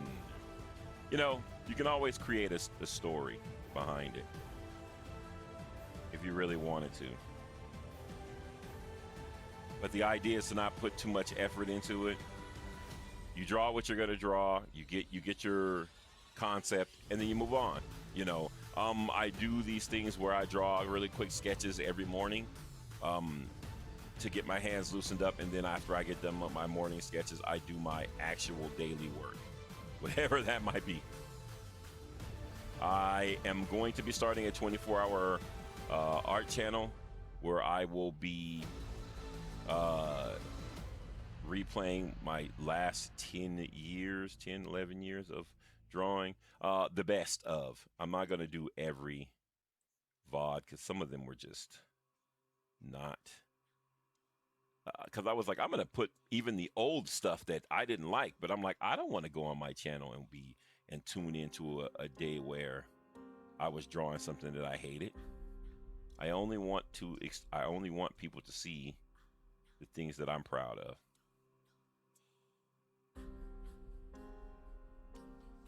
But I bought a new computer, and I also bought. When I bought the new computer, I also bought 3 monitors for it. I also bought a hard drive for just VODs. It's a 6 terabyte hard drive. I'm probably going to need more, but I'm going to have 6 terabytes to start of nothing but videos that will play 24 hours a day, 7 days a week. I'll talk about the channel more once it's up and running and it's stable, because the problem that I have now is that running and getting the channel set up is one thing, but keeping it going when I'm not active or not watching it is another thing, because Twitch can go down, my internet could go down, you know what I mean? And I need to ensure that if it's going to be 24/7, it is 24/7. But I think I'm going to have my son. I'm going to pay my son to monitor and keep it going.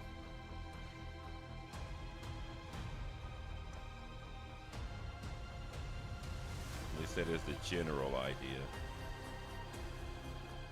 Of course, I'm going to have to do a trial run to see if he actually is serious. When I asked him, he said he would do it. Of course, I'm going to pay him, but I got to make sure that he actually is serious, because I definitely don't want to tune in and then my channel is down and you know what I mean? I'm definitely not going to be calling and being like, hey, my channel is down. I want to know that he actually gives a shit about doing it. Because all it is, oh, the channel is down. Get it back up and running. It goes down every 48 hours. Twitch will automatically go down every 48 hours because that's just Twitch. It's how Twitch is set up to. They did that back in the day for people that would fall asleep on stream or leave their stream running and go out of town or whatever. It is an automatic shut off, so that people don't just leave their stream running.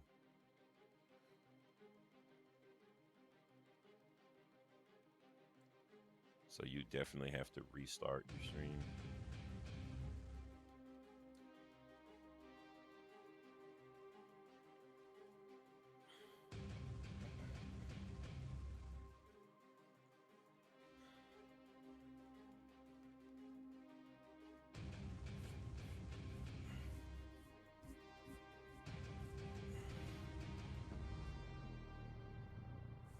But you get what I'm saying? You just kind of, you draw, you get your hands loose. Doesn't matter what you're drawing. You have to just kind of get in the habit of creating stuff.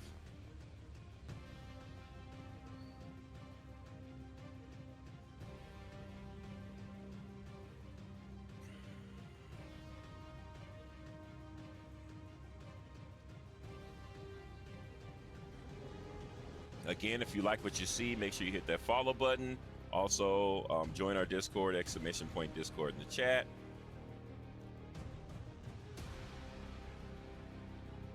I post more of my art in Discord, more of my art on my Patreon. There's a lot of stuff that's like a lot of sketches such as these right here. And stuff like this is in my Patreon. I'm doing an exclusive Patreon project. What's up, Eidos? Welcome to the stream, baby. Long time no see. I am doing an exclusive Patreon project that is literally, you want to know about it, you have to go to Patreon. It is going to segue into me becoming a digital sculptor. I got my iPad.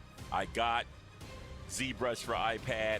I finally have a use for my iPad. I've had the iPad for I don't know how many years. I never had a use for it other than like Netflix, but now I have an actual use for my iPad, and it is learning 3D modeling.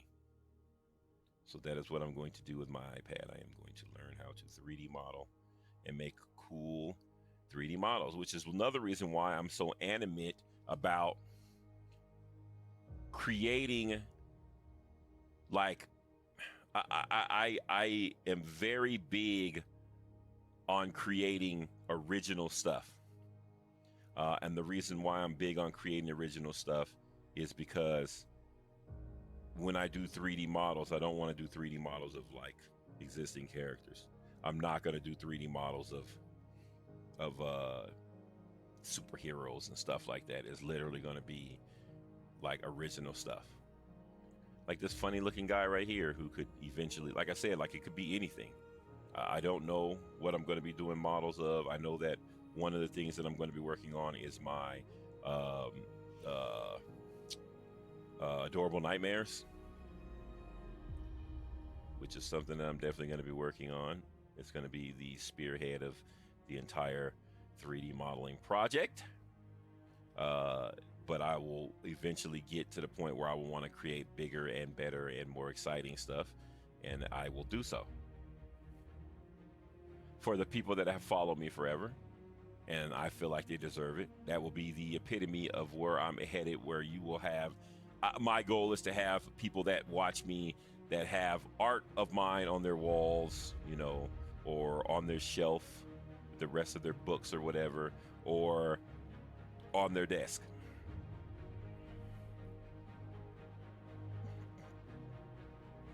I believe those that have been watching me for a while deserve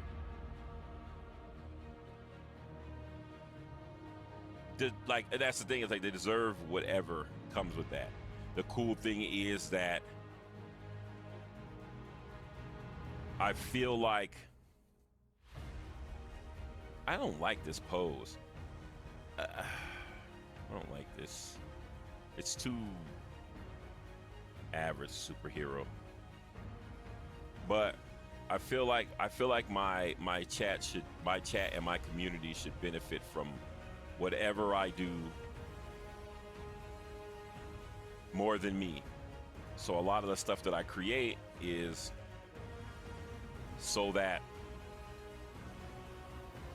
the supporters feel like they're supporting a worthy cause. Like they see their artists growing. You know, who doesn't like to feel that way? That the person that they've known forever is starting to grow, to evolve into something bigger, you know, and you were there from the beginning. I don't know if anybody I know feels that way now, but I want them to feel that way, and I will strive to make sure that that is a thing that does occur.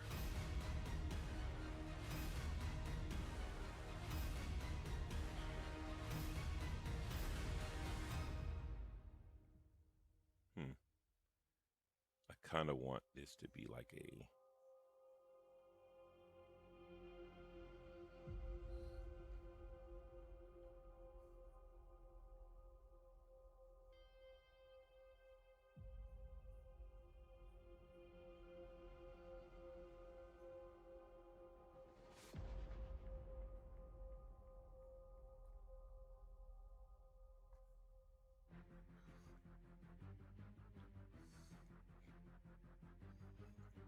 Of course, if you guys have any questions about art or tattooing, feel free to ask.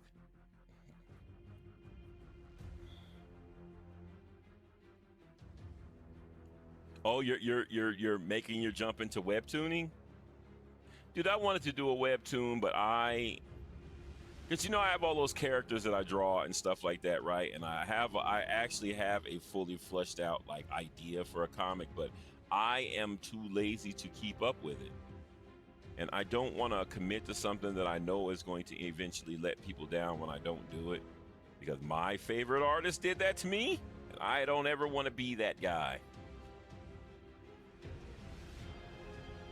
I want to be able to make sure I can commit to the things that I do. And I would definitely need to employ somebody that can write, and that means that I would have to learn how to basically do comics, because I would have to learn how to interpret what they write and turn it into art.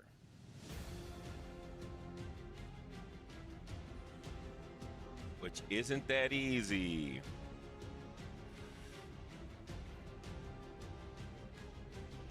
But I am excited to see what you come up with, and obviously I will support it.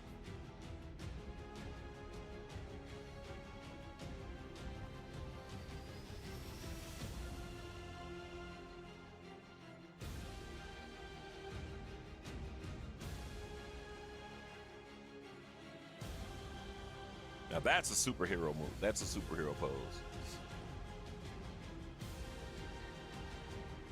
Nice. Yeah, do that. If you're just doing the art, even better. Like I think that would be my thing, is I would have to be just the artist. I couldn't do that's the big problem that I'm running into, is that I would love to do a webtoon, but I would have to find somebody that wants to do the story. The problem is I have people that want to do story, right? But I don't want to do stories I don't want to draw somebody else's story. I want to draw my story. You know what I mean? Like I want to create something and then have somebody else write for it. And then I'm drawing my creation, like most artists. I don't want to be pot committed to another person's idea, because I'm basically doing it as a learning process. Everything's a learning process.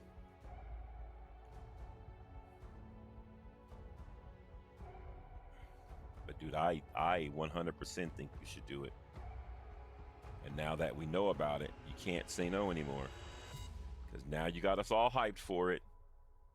You cannot be like, psych.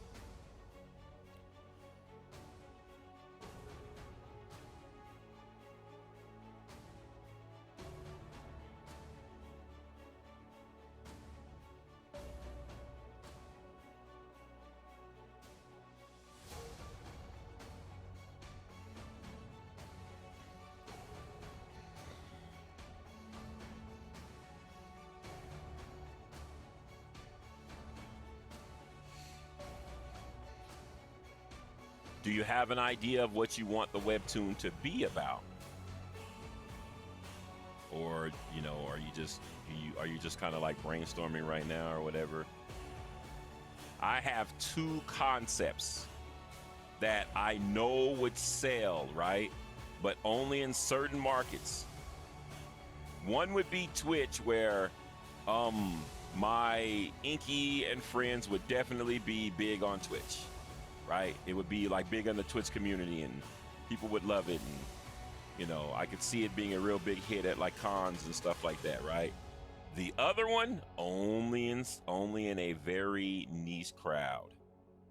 And it would definitely, Like the reason why I never did it is because I know it would raise eyebrows, but it's like it I have had this vision of this comic idea that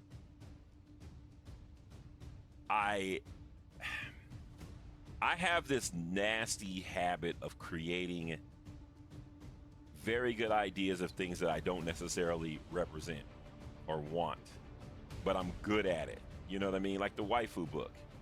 Well, this concept is kind of on the same lines where it's like, it's not, it's not an idea you really want to, Oh, well, you're still brainstorming. Let it marinate. You know what I mean? It'll come together. I'm just excited to see what it's going to be. You know what I mean? I want to see what it's going to be now, because yours will probably inspire me to do something. I have way too much going on in my brain right now. And the crazy thing is I have the money to do whatever it is, and it's for the first time in existence I can actually do the things that I'm excited to do. If you ever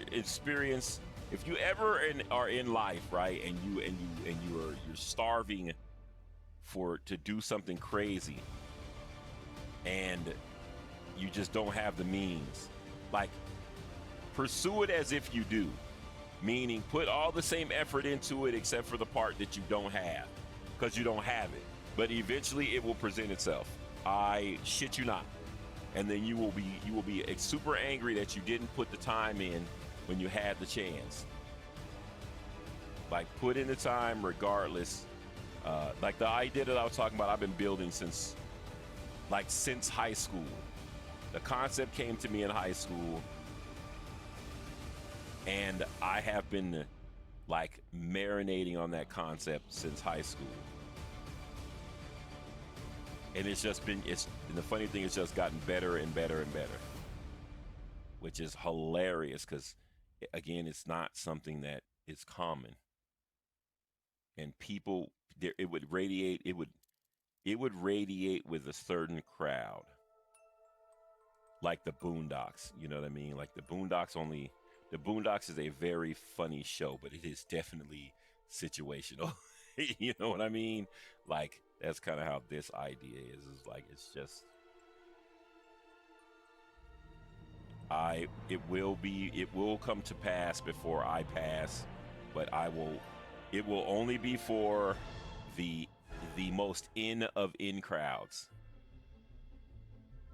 It will definitely be for the most in crowds. You will have to be only in the know. It will not be advertised or any of that kind of stuff.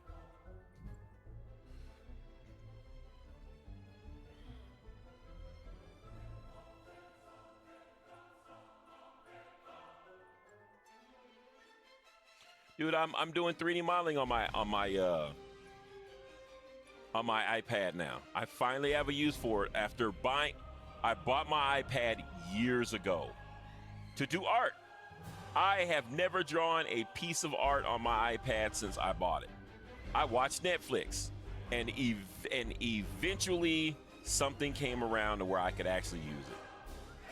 So now I have a use for my iPad, and I'm doing 3D modeling. And I'm gonna do 3D modeling until my iPad feels like it can't do it, and then I'm gonna buy a new one.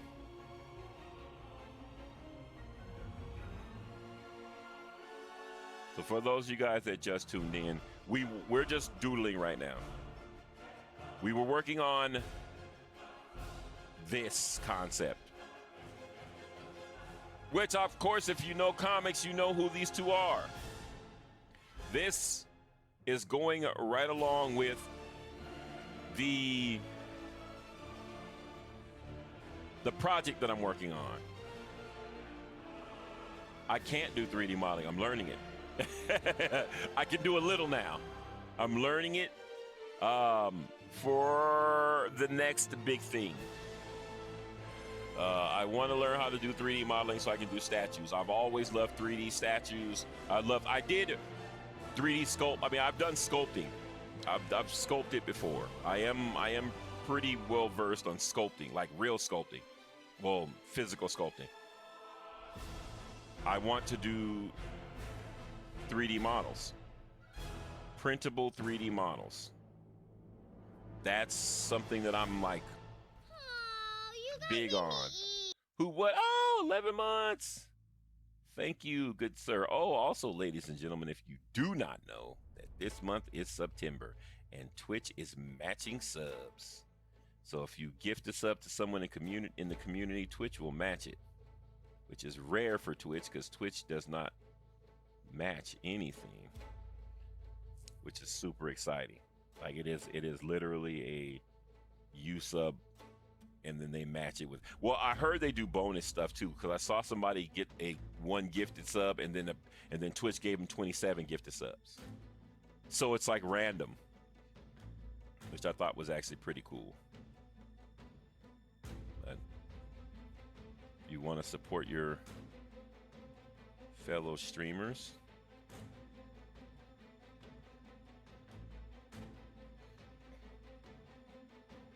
But Eidos, thanks for the 11th month, man. I appreciate it. What game are you playing now? Did you beat Wukong? Did you play Wukong?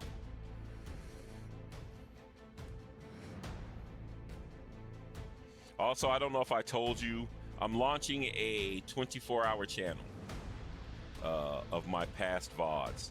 The reason why I'm doing this is two reasons. One, I've been fucking streaming forever, and I'm like, I could never figure out what I wanted to do with the with the past VODs. And plus now I'm gotten to a point where I like the way my VODs look, and I'm like, I think they're good enough for a rewatch, you know what I mean? And two, because I want to focus a little bit more on gaming and the gaming aspect of my stream. Since I put 10 plus years into the art channel, time to do something else. I was gonna play Space Marines, but I realized that I could play it once it is older and get more of a response for it, because I don't know that much about Warhammer. And the thing with games like that is it's better when you know about them. You can stream them, but I hate streaming a game and people ask you questions about it, and I'm like, dude, I don't know. It's my first time playing it. I would like to know about the game. You know what I mean? I will be playing it. I just don't know when I'm going to be playing it. I beat Astrobot. I beat Wukong.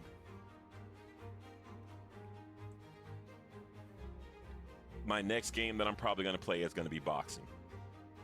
But I'm only playing that because my homeboys and me at work have been dying to play boxing, and I've been talking about it with them forever. And these guys don't play video games, which is the funny thing. But they're going to play boxing. So the funny thing is we have a bet going. The bet was initiated by me. But the bet is that when we play, when we first fight, the loser has to basically buy the other person's game or reimburse them for the cost of their game. So when me and my homeboy finally box, which we're gonna box on stream, if I lose to him, I have to buy his game. If he loses to me, he has to buy my game. Well, basically, he has to reimburse me the money. Yep, undisputed.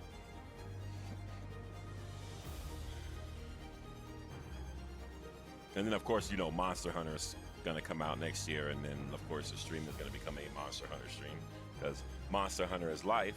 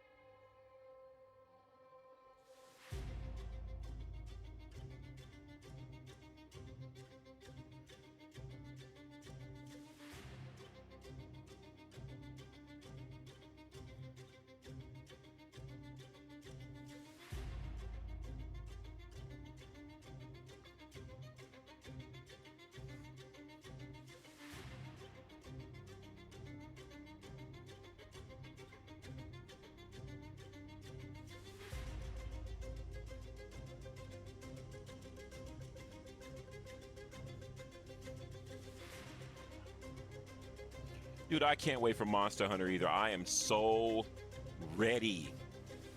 I'm so ready.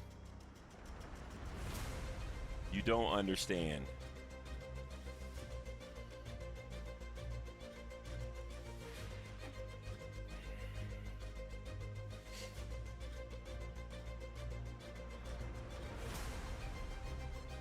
Yeah, I'm like, the more I see about it, the more I'm just like, dude.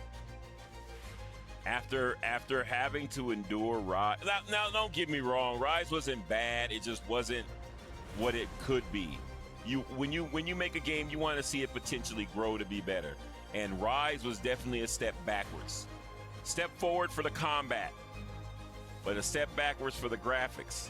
And Monster Hunter deserves its day in the sun.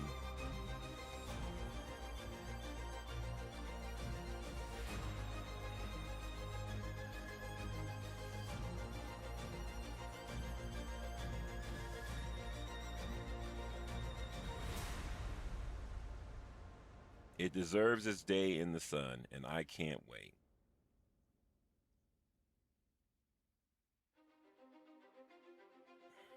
And it comes out February. I was sure it was not going to be that early.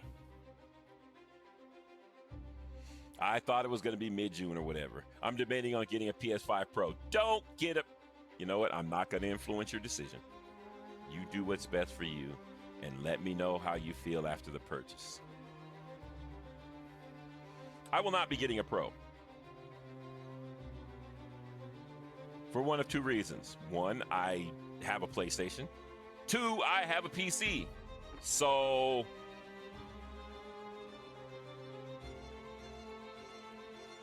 I don't think that it's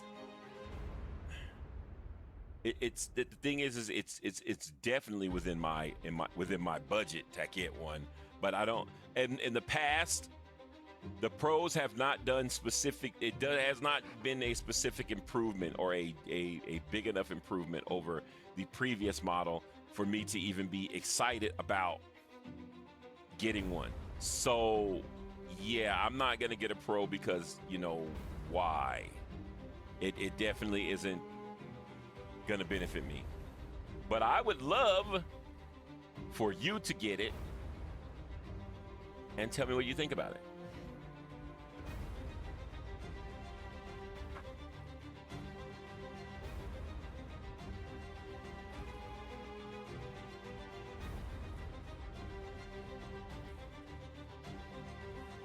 That I would love to see. Chad, if you're tuning in, I'm literally just morning sketching right now. So feel free to ask any questions. Feel free to join the conversation. My buddy at work is definitely gonna, he's a I'm gonna buy a PS5 Pro type person. He spends a lot of money on things that doesn't necessarily benefit his gaming. I told him not to buy it. I'm like, it's not gonna make you a better gamer. Like, why would you go and buy a Pro when you're not, it's not gonna help you? Like, you're still gonna be pretty average gamer, you know what I mean? Like, for that guy, I'm like, you don't need it.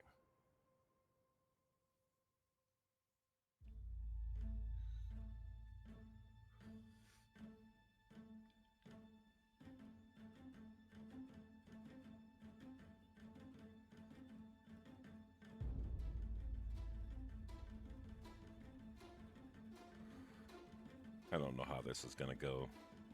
We're winging it right now.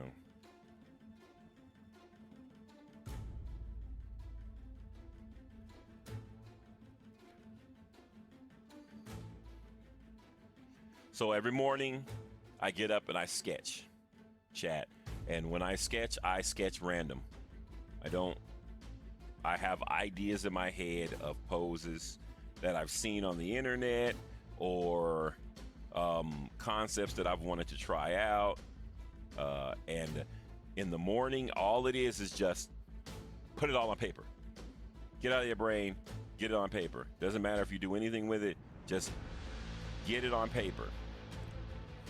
Because once it's on paper, It's real. And you could come back to it later and do whatever. I might get an Xbox instead for the Game Pass. Dude, Xbox is the play.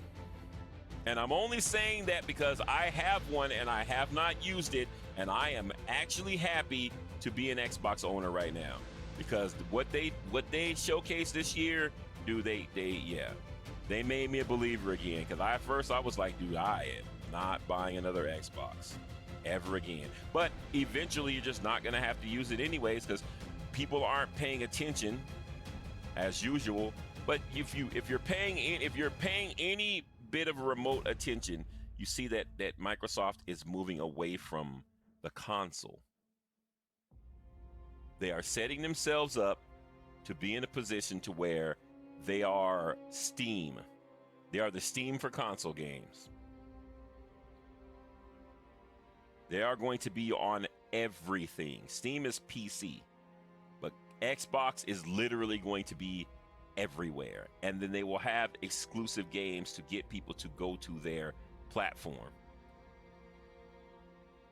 They will be able to bump Steam off because they don't have to give Steam access, because they will be able to provide PC games too. Like, they'll be like, oh, well, Steam is PC. Well, so are we. You download the Game Pass app and you could play PC games just like any of the other launchers. They have some of the biggest companies. They will have exclusive launches. The business model is like, the thing is, everybody was shitting on them, and now you don't see anybody shitting on Xbox anymore because the business model is starting to show. I'm like, dude, this is Microsoft. They do nothing but sit around and think about things like this. You know what I mean? Like, I was kind of like, oh my God, what is going on? This is, this is Microsoft. There's no way in the world a computer company doesn't understand how the gaming industry works. Like, come on. Your shit's on every PC. And then boom, they dropped that, and I was like, all right, I get it. It's like, you gotta understand that sometimes you gotta step back to move forward. They probably had this plan all along and they didn't know how to execute it, because you don't talk about your plans. You generally just drop shit on people. Now I'm happy I own an Xbox, because I have not, and I am not lying, I have not used my Xbox since I bought it. Well, fun fact, I got my Xbox for free because when the pre-orders came out, I pre-ordered it. They canceled my order and refunded my money, and I thought I wasn't going to get it. I was super mad, and it came in the mail. And they never came back for the money.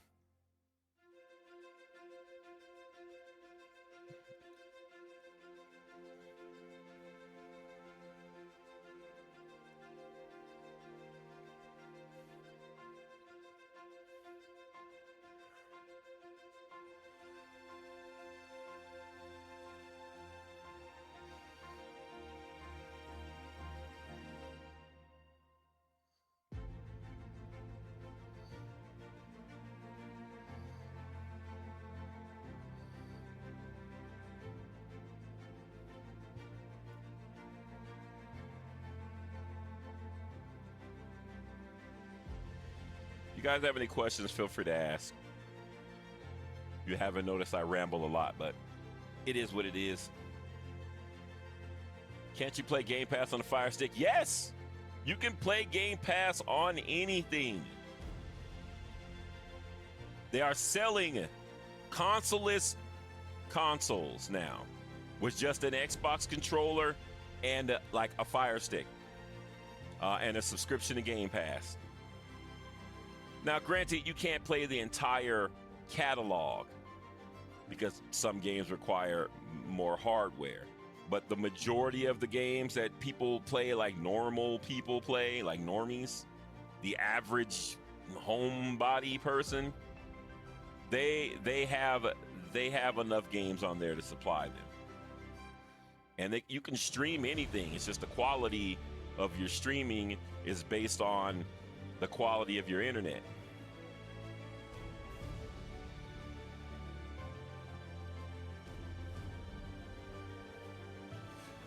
Which is generally what that comes down to.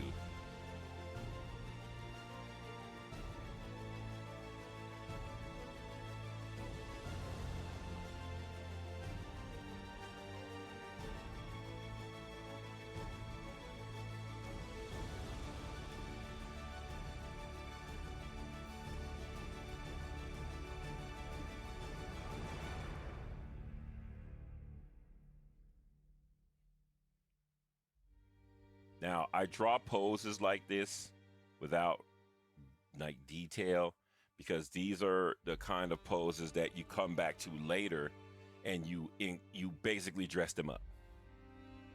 The entire idea is just to get the concept out there. And then you can dress it up later. You know, you just want to get it on the canvas or whatever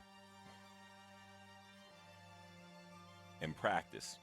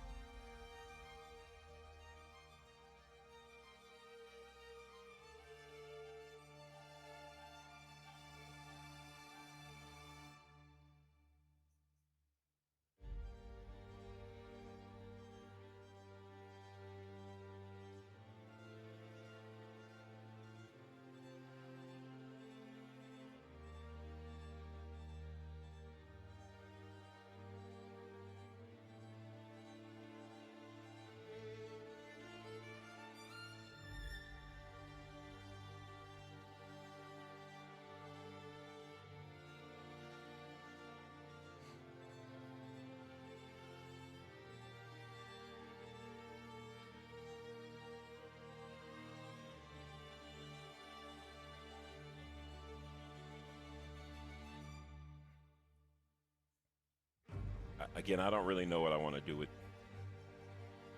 any of these.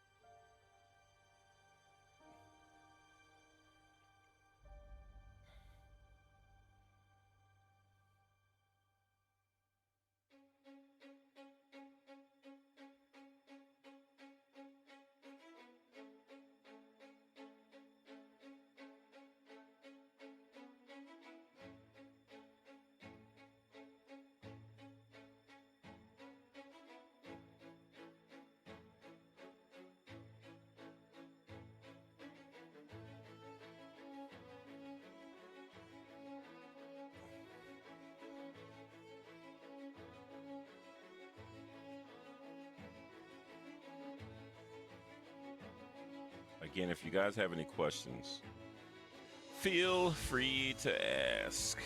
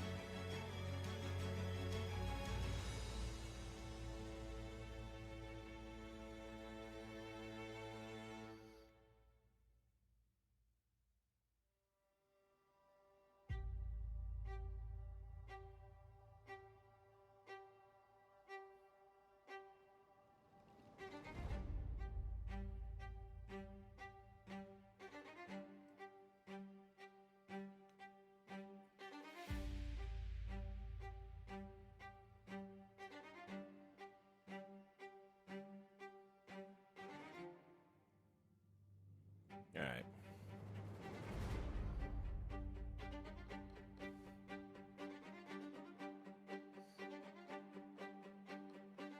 Have I tried using Clip Studio for iPad? Yes, I have. It's actually pretty much the same. It's pretty much the same program. Yes, it feels that way to me. It feels like the same program.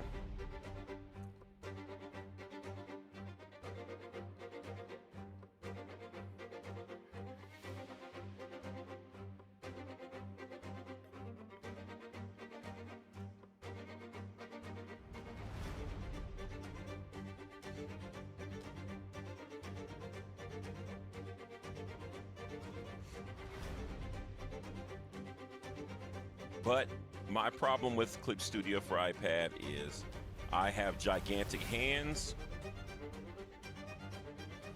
And the program is, or the iPad is small. Which you can see the problem in that. It's the reason why I don't mind sculpting, because I'm not really drawing like something like this, or like something like the stuff that I'm doing right now is like I'm free flowing with my sketching. So I need a lot more room to drag my hand across the screen. I can't do that on there. Like I used to use the Cintiq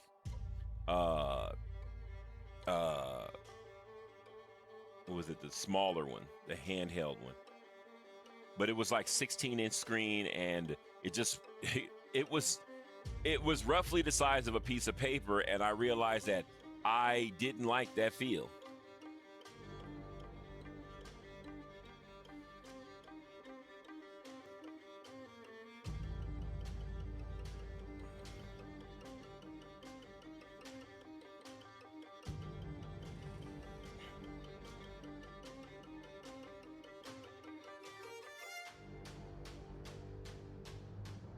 I don't get that either.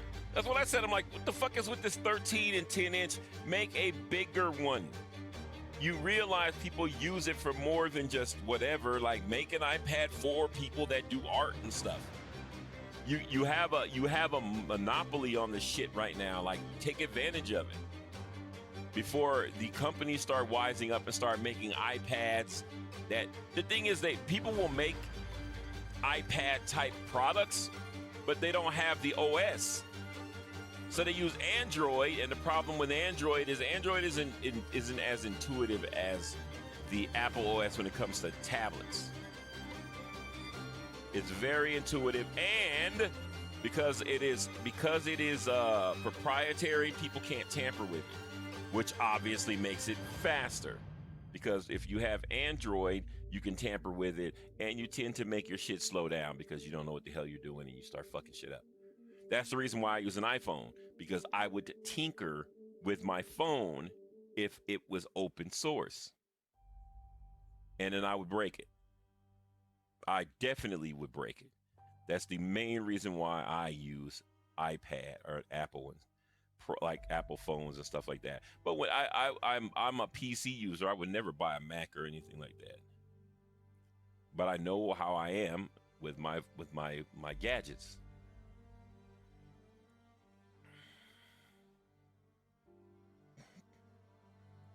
If they made a 20-inch iPad, it would sell out so fast in the art community. But I don't necessarily. Well, it would sell out so fast in a lot of aspects, because there's a lot of demand for a bigger size tablet. But companies that don't have their finger on the pulse of the world don't know the demand for things until it's too late. Or you got to also think about the cost, because it is business. So yes, we are whining about wanting it, but is it a good business move? Is it cost effective? Because you can't make it and then expect people to buy it if it's too expensive. And with Apple, they are known to overcharge everything. So if an iPad 13 or inch iPad is like $1,300, a 20-inch would be like $2,000, $3,000, because that's just Apple for you. It'll have the same OS, same everything, but the bigger screen will cause them to charge you 3 times as much, which would piss a lot of consumers off. Because the biggest problem with Apple is they overcharge for everything.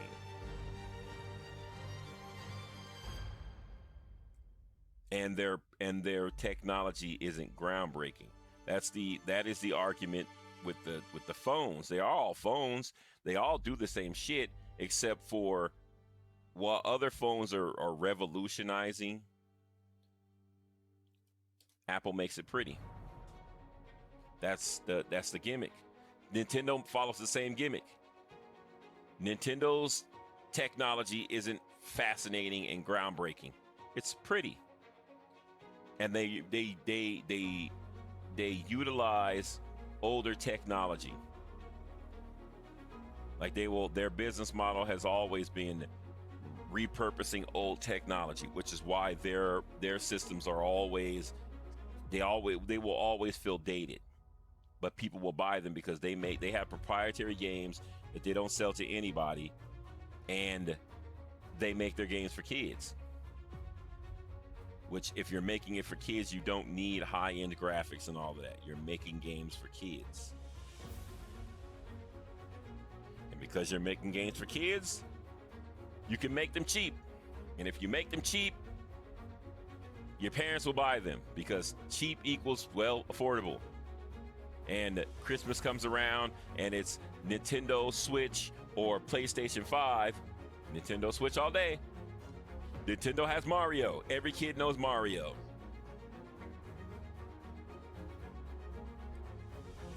And me being a parent and a gamer, yes, I wanted a PS5. But I'm not buying my kids a PS5, or wasn't buying my kids a PS5 for their own because they break it. Remember when the Xbox 360 first came out and I bought it and I left my kids to play it, they scratched up one of the games because they had it up on a shelf and somebody came in the room and tripped over a cord and knocked it down on the ground.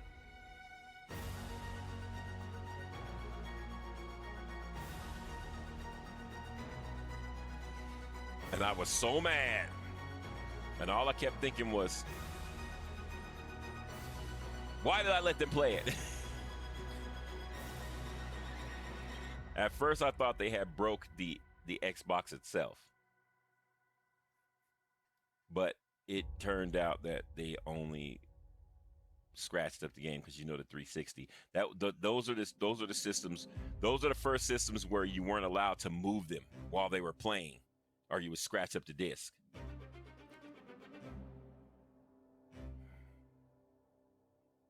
The disc would hit the lens and it would scratch the lens and the disc.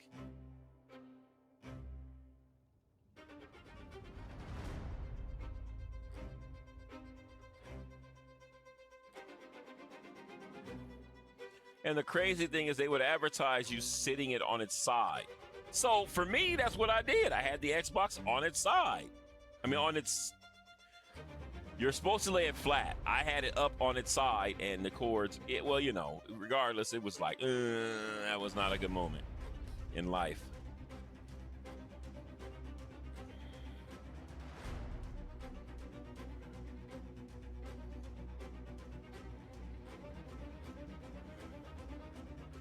And that was definitely back when I really couldn't afford to buy shit. And I made sure I saved up. I pre-ordered. I got it. I was able to get 2 games. And I was like, yeah, I got the 360. The games that came out with the 360 were whack as fuck. I forget what games I got, but I know that they weren't that great. But I know one of them, well, I took it to see if they could fix it or whatever, and all they did was like sand it down, or it was the way that they would fix the game was that you would put it in there and they would just sand it. It would basically just sand the top of it down so it would read.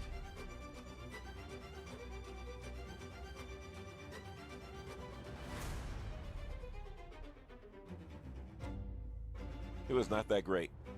It was not that great of an experience. Regardless, fast forward till now, like majority of my kids are gamers, but you know, thank goodness you don't have to really buy physical copies of anything anymore.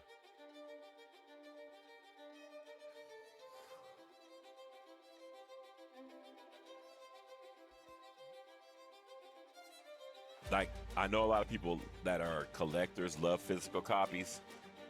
I could care less. Because I used to collect physical copies until I had like hundreds and hundreds. I still have hundreds and hundreds of physical copies because I have my Xbox 360 collection. I had every single PlayStation 2 game.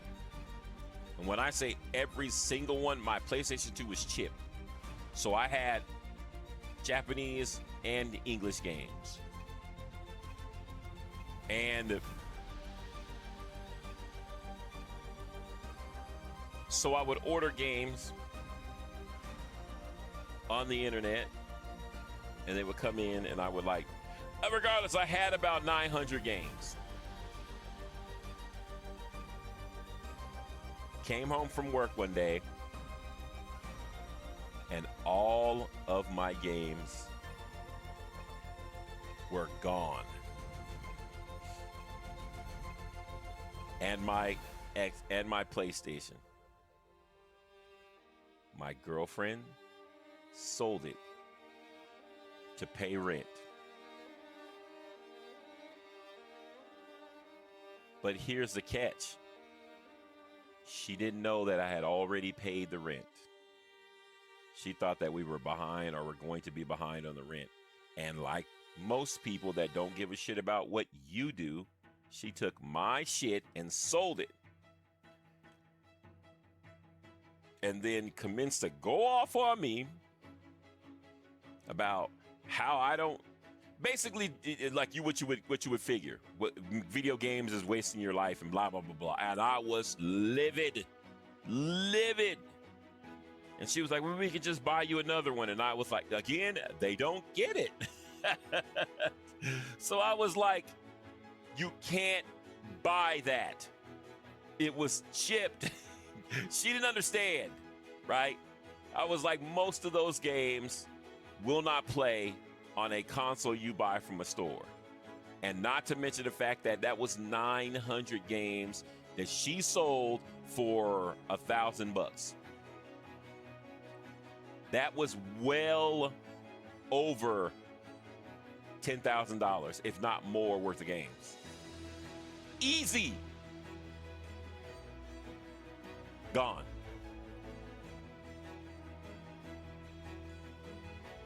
And that moment I realized what it feels like to really want to like physically harm somebody. But I also learned restraint because I was like, while she was yelling at me and telling me that gaming is this and that and whatever, you know, back, you know, basically telling me that like I'm wasting my life or whatever. In the back of my mind, I was like, I don't think we're going to be together because you don't get me.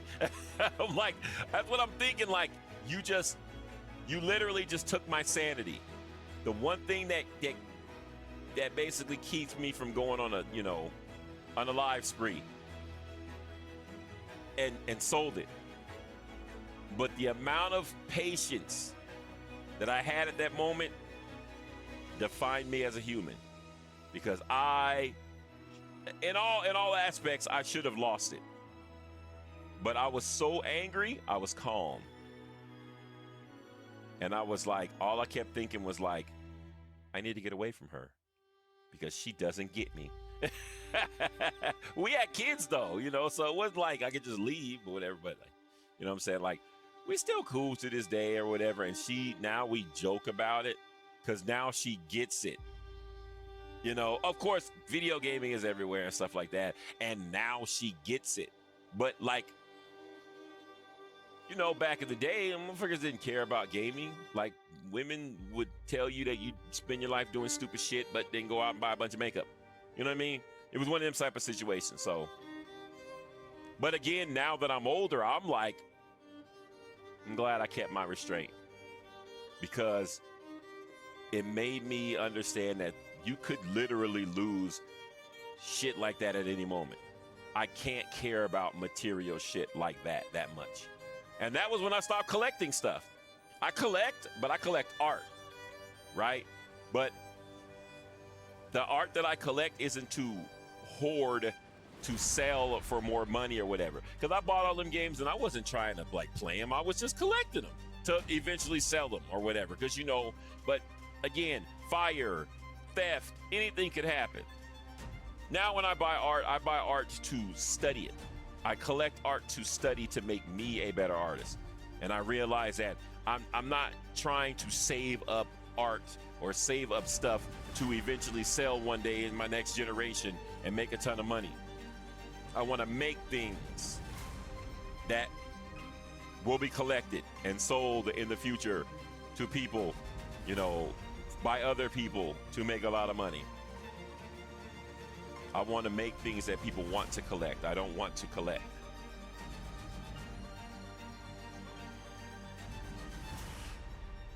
But yeah, I really wanted to break up with her. Well, at that moment, we probably were broken up in my mind. I was like, this is done. I was devastated. And like, it made it worse. What made it way worse is because I was just sitting there just like all day, like kind of like I paid the rent. So she gave me the money back and was like, go get it back. And I'm like, they're not going to give it back. The people that bought it knew what they were getting. They're not going to give it back. I'm not, you know what I mean? Like, I was like, why would you give me the money and tell me to go get it back? You know what I mean? But I'm like, I'm not worried about it. They're not going to give it back. I'm not.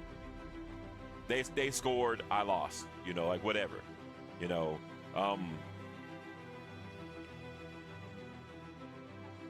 But I also never, ever, like when we broke up, like I never put myself in that situation ever again to where like she had access to my stuff to get rid of it.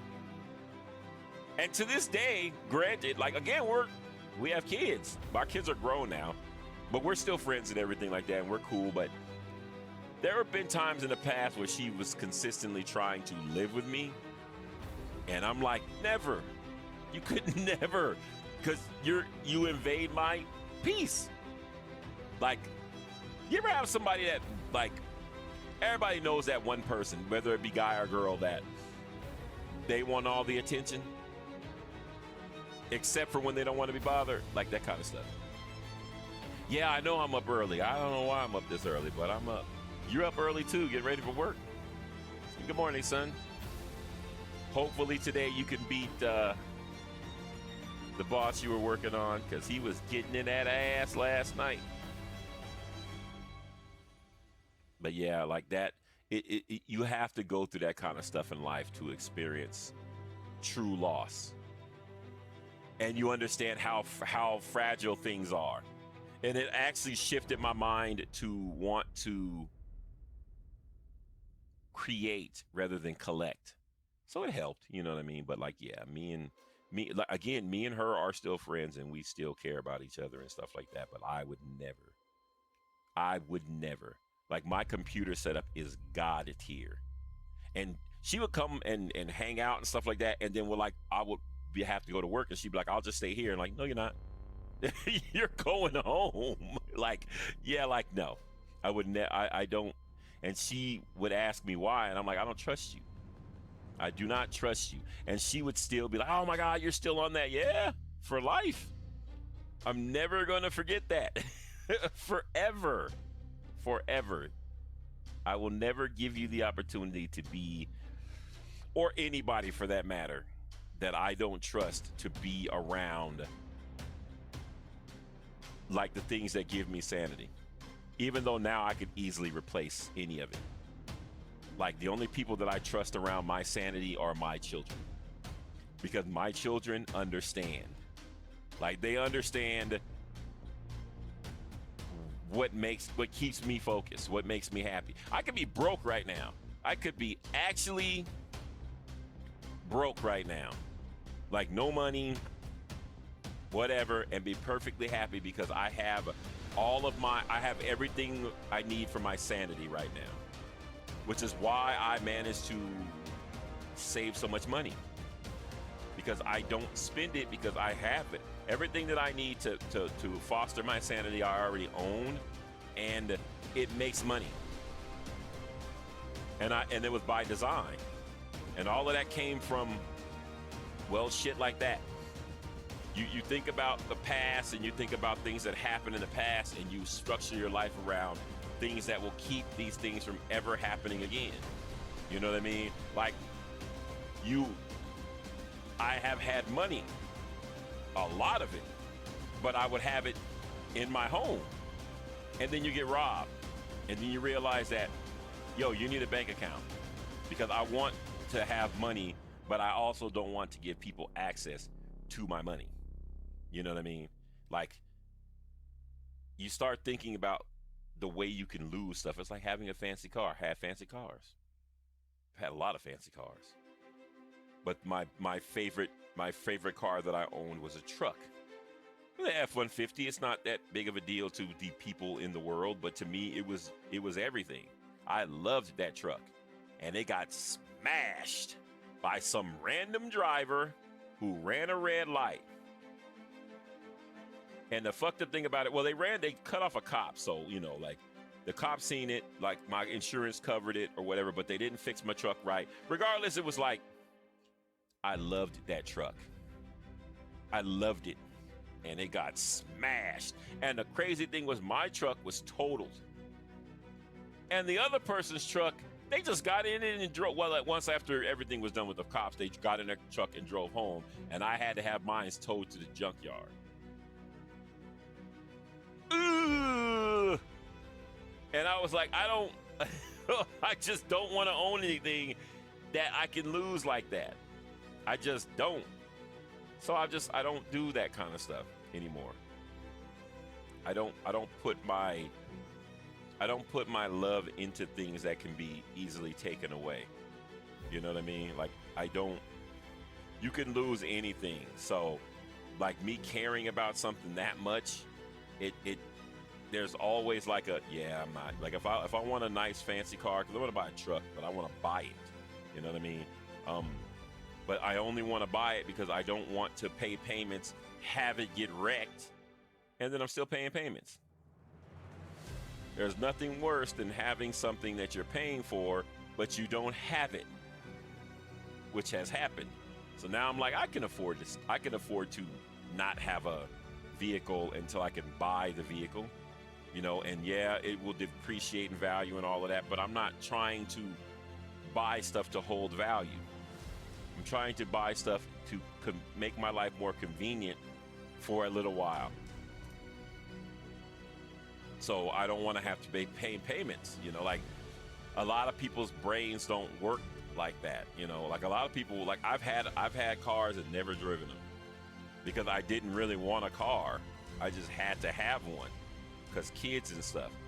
And then when the kids got older, I'm like, I don't need to drive. I don't want to go anywhere. My goal was to basically make it where my kids got old enough to where all of them would have cars, and I would just call them to take me places.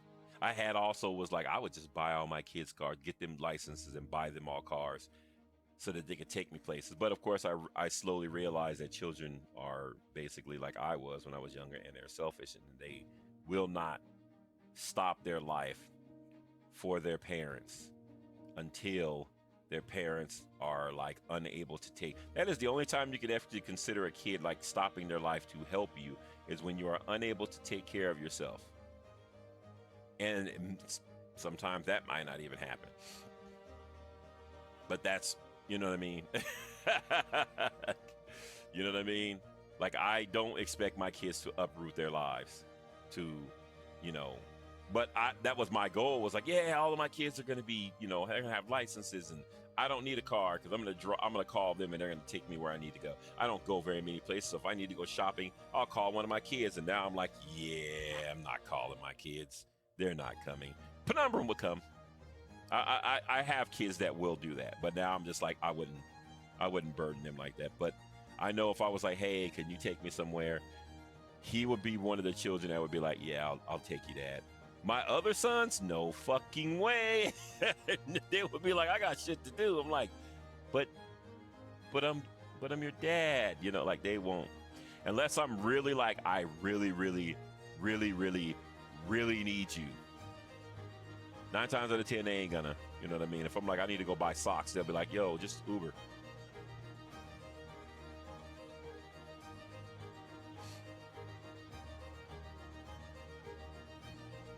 But again, I can afford to have whatever I want, and I'm like, I could buy my own truck, but I'm like, I know if I buy my own truck right now, which I'm about to go do, I'm never gonna drive it.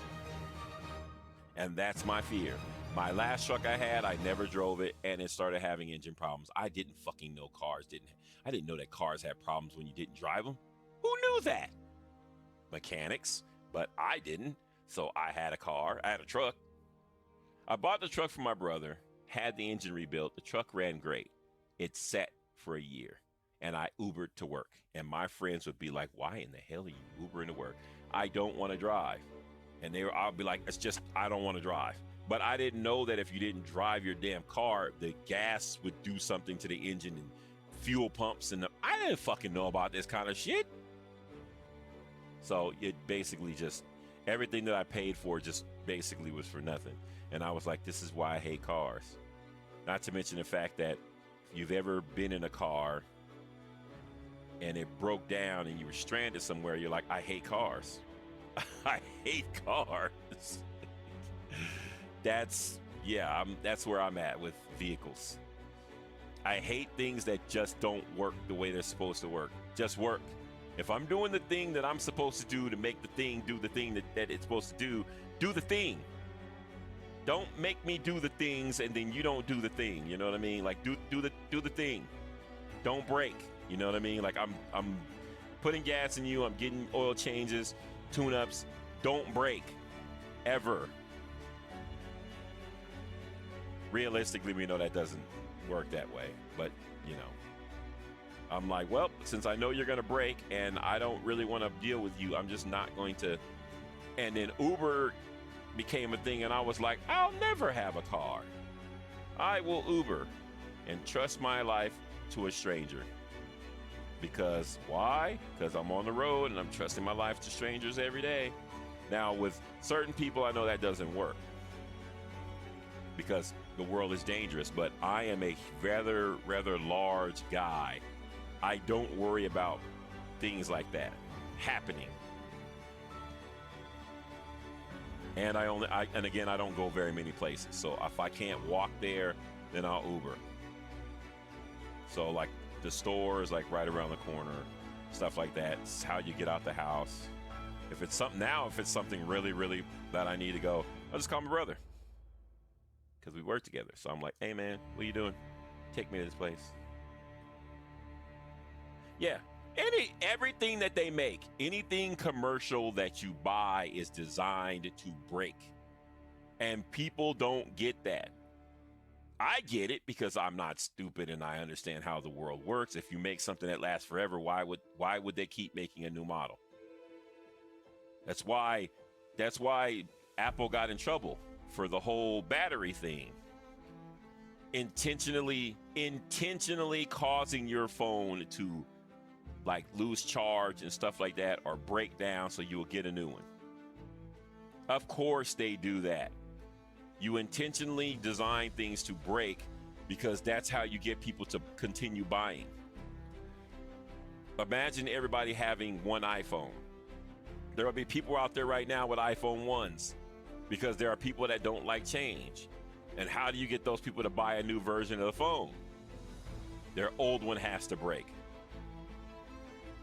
So you keep updating it till it doesn't, or it's no longer, relevant. It's the same thing with PCs. You make bigger software that's harder to run unless you have more powerful system. You could optimize a PC game to run on anything, but why? When I could give it more graphical fidelity and bigger this and that and gobbledygook and number jargon, whatever, to get you to buy more.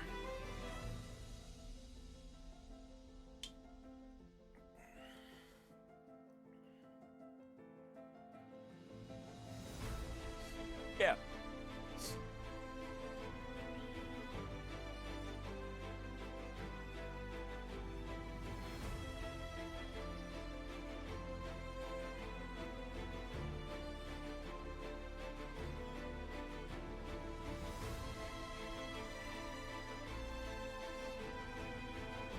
Yeah, it's designed like that.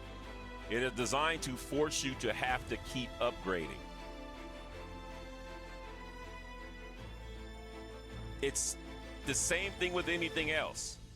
If people don't understand that, okay, I'm whining about wanting more money from work.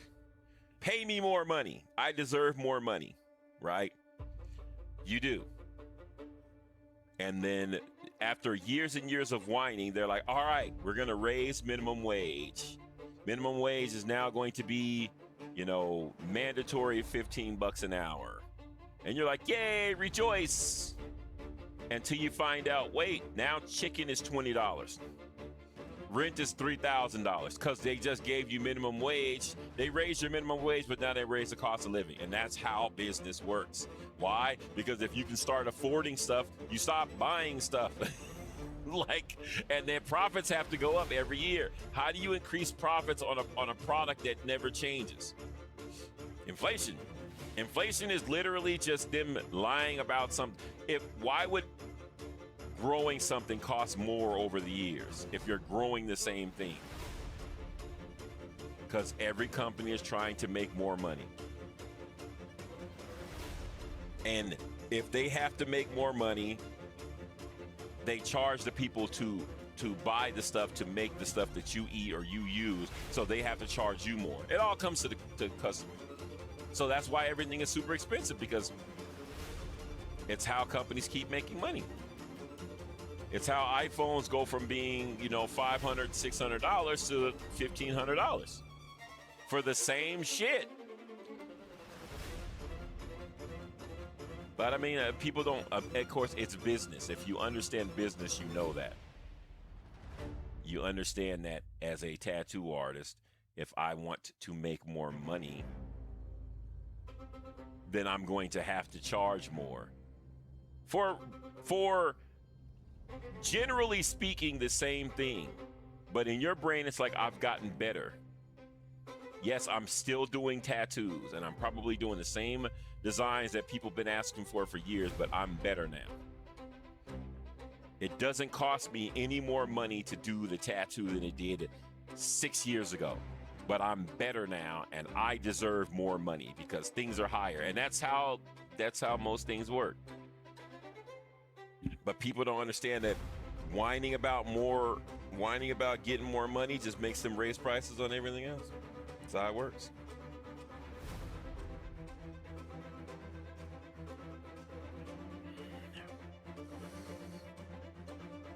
Yeah, eventually you get it and you're like, I'm not going to buy the next one. But as a young person, you do that because you have to be in the now. They also, it's marketing. It's marketing is a beautiful thing if you watch it. It is beautiful to watch how people market stuff to people to make them think they need it. And all they're doing is basically saying, if you don't have it, you're poor. And everybody around you is rich because they have it. And you don't want to seem poor. For guys, all you got to do is make it seem like if you don't have this, girls aren't going to talk to you. And a guy will buy it. Guys aren't buying things because other guys have it. And the only reason why they buy it, if another guy has it, is so that they can guy them in front of a girl. With girls, you just make it seem like you're not hip and you're not part of the pretty girl, hot girl shit if you don't have it. Girls compete with girls, guys compete for girls. That's pretty much how you get them to buy stuff with everything. And they make you feel like you need it because you're not successful if you don't have it. And with a man, if you're not successful, you don't deserve the quality of woman you want. With women, it's like you don't deserve to hang out with other women and do hot girl shit if you don't have hot girl stuff. You're not a hot girl. You know what I mean? Like, that's how they get you. And it's doesn't matter what it is on a grand scheme, that's how they get you to buy stuff. You know, like the people that don't care tend to do better. Why do you have older people with so much money? Because older people don't give a shit anymore. They don't care about being included. You're not going to buy skins for Fortnite because I don't give a shit about Fortnite other than the fact that I can play it good. Where the younger people are like, you don't got skins? Ew. You know, like that's how they get you.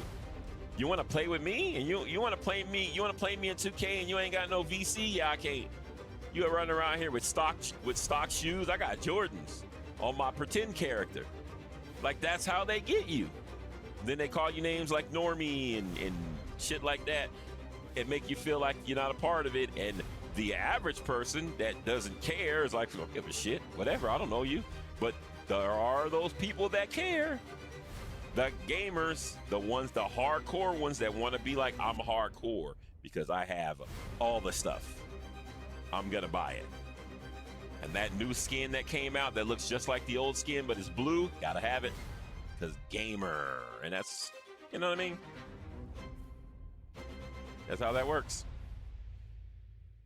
But again, if you run a business, the point I'm making is if you're running a business, you have to know how to do this. If you ever want to run a business, you have to know how to do this. It is a part of business.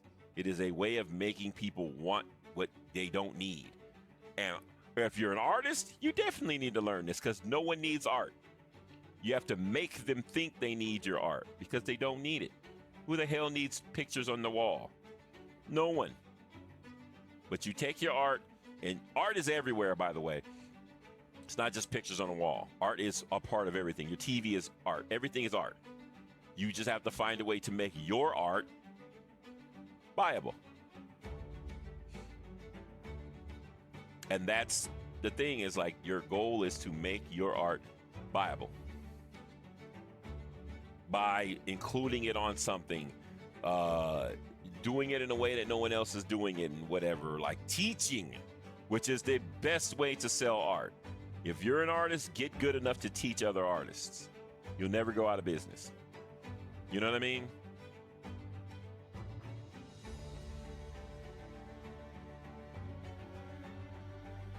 Like, and that's how your brain has to work when you start thinking, all right, I want to do art for a living. You don't want to work for somebody. You want to work for yourself, but you also want to learn how to business. Nice business people don't exist. And if you're a nice business person, you're a broke business person. Like, if your mentality is that I'm not going to do what it takes to make that extra dollar, your business is going to go under. If you're like, I'll just give this away, I'll give that away because I'm not greedy, well, you're going to go under. And it's not about, it's nothing more than learning how to exist in the business world. Like, I don't like to sell art. I hate selling art. I don't want to sell art. So I went into a business where I could sell art. Like, tattooing is art on the body. I don't have to negotiate with people. They just know if you're getting a tattoo, you're paying for it. Beautiful. I don't have to negotiate. And because the standard is out there, I don't have to feel like I am cheaping anybody because I am undercutting myself but actually overpaying myself because I've never made that amount of money ever in life, and I'm making that amount of money while actually charging less than everybody else. And my art is above average, if not, like the standard. That's the way I look at it. It's like I draw as good as some of the best, but my art is like peasant level, or my prices are like peasant level. This kind of stuff right here, I just enjoy drawing and helping people. You know what I mean?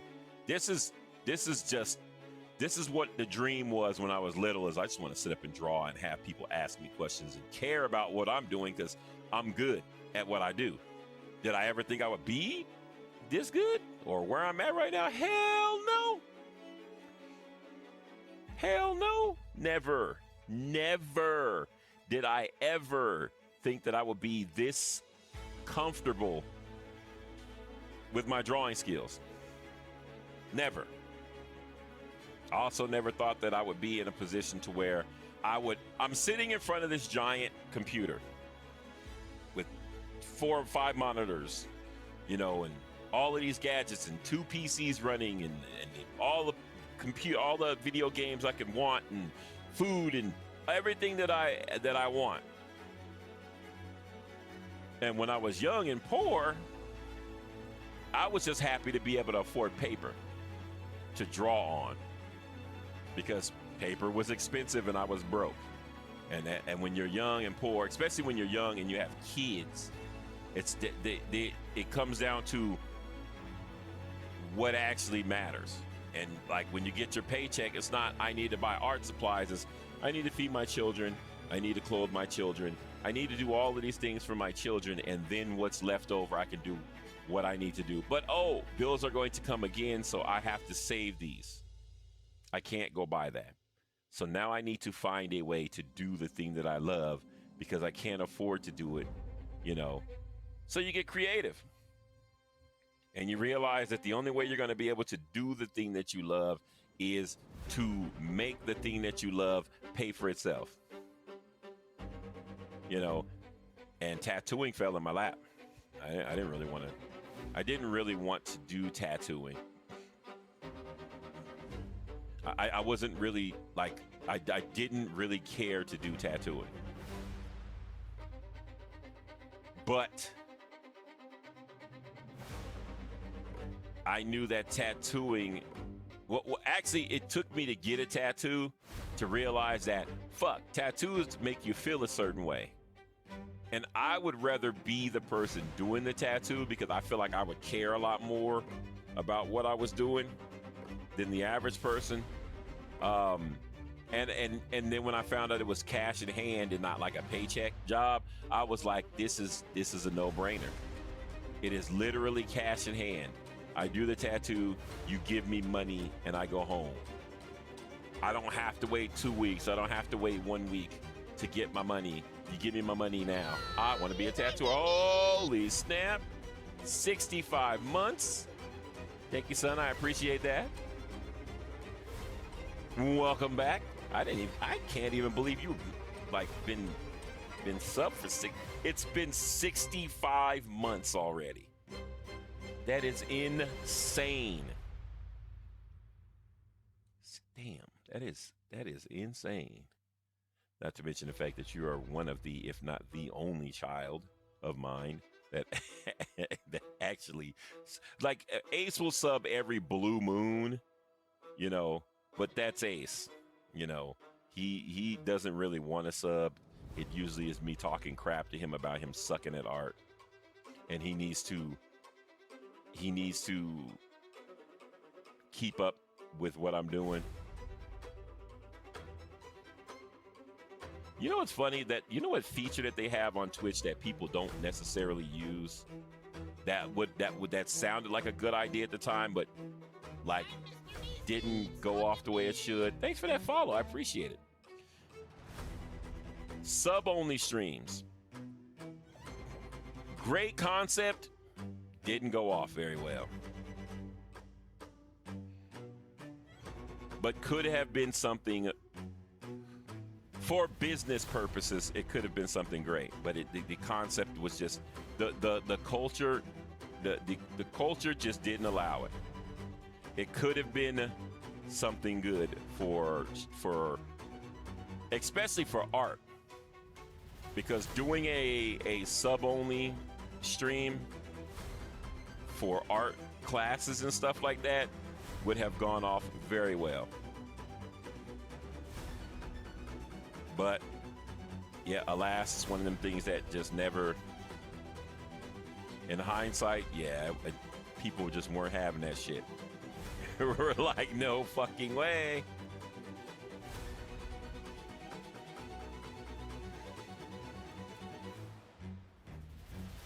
For the streamer, you would be surprised how many things that would probably benefit them as a streamer that they shoot down, but it would be more beneficial to them.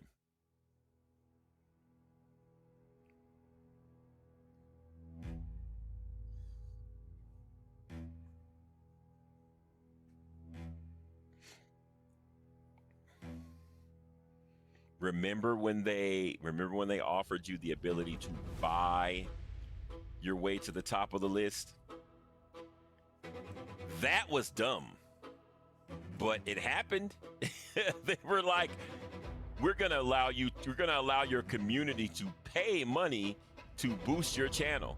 And people were like, what? Like, what the again, as funny as it sounds, if they would have marketed it correctly, they could have pulled it off. They didn't market it right. The marketing was off on it. But if the marketing was right, they could have pulled it off. It's just like, remember when they first advertised pure digital consoles? And people were like, what the fuck? Like, that means I have to have internet all the time and blah, blah, blah, blah, blah. And the marketing was wrong. And that shit caused a huge backlash. Made Xbox look stupid. Now look. People are so ridiculous, they don't even know that that's where we are right now. You voluntarily started buying digital downloads.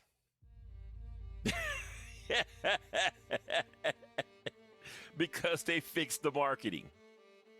Yeah, again, people don't think about that kind of stuff. It's like subscriptions. Subscription services to art programs. Same shit. We are now paying subscription services to use a program to do art. We are making the art. We are doing all this stuff, but we are paying subscriptions for updates that we don't need. That's the way of the world.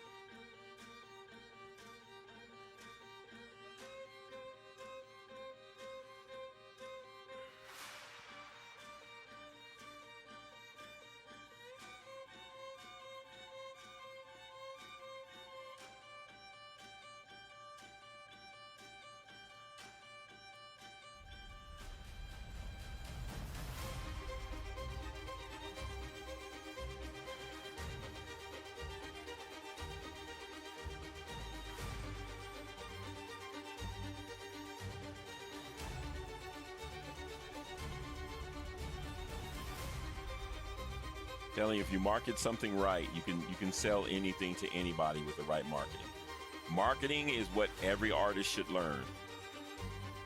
I tell people that all the time. When you go to school, don't go to school for all this other stuff. If you're an artist, marketing. Selling your art is the hard part. You will learn, like, the art skills that you learn that are going to set you apart from everybody else, you learn on your own. You're not going to learn the art skills that you need to learn to do great art in school. That's not what you go to school for. That's not what you're going to school for. And if you go to school for marketing, when you get out, you now know how to market, or business, you know how to sell your art. Which is like, great. Now you don't have to pay somebody to help you do it. You know how to do it yourself.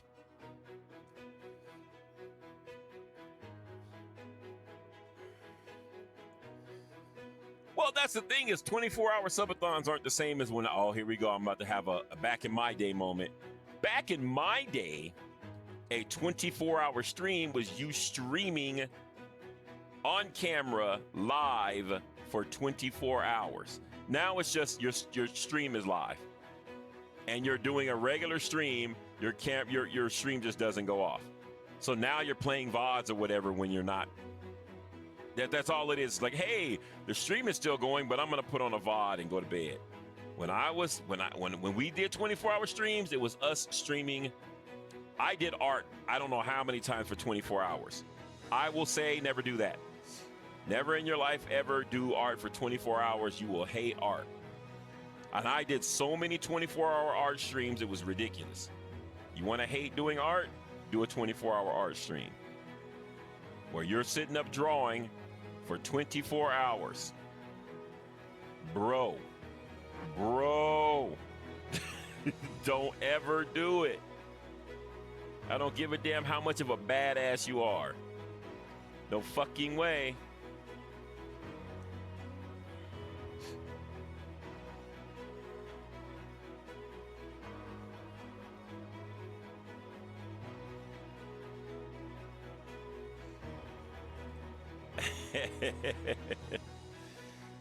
Shit different, bro. Shit different.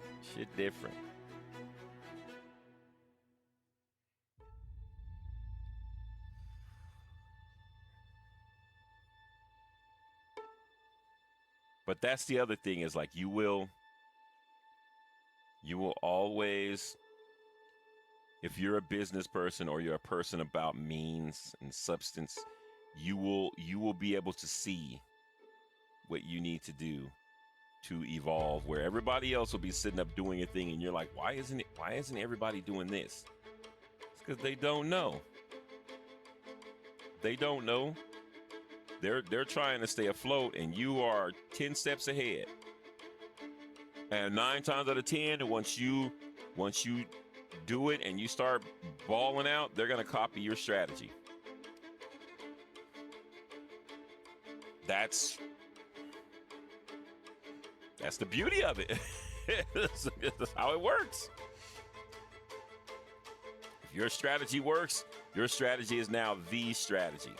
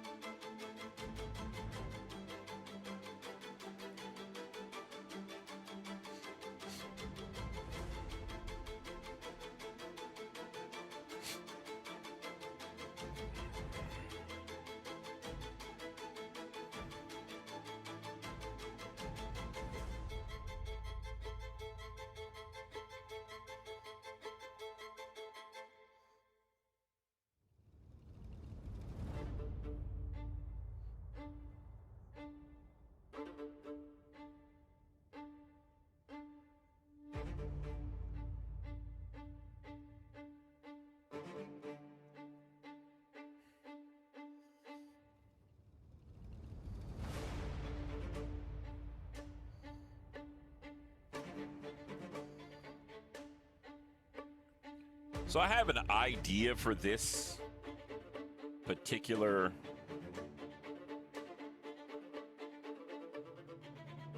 drawing, but I'm not really sure how I want to go about it.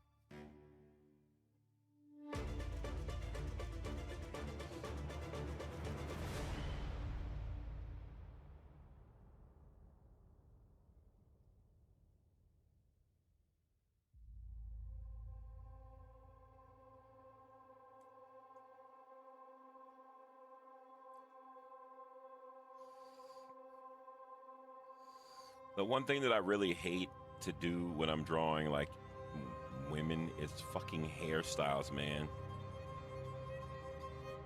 That's the only good thing that comes out of like drawing like fan art. It's because hairstyles just, they stay the same.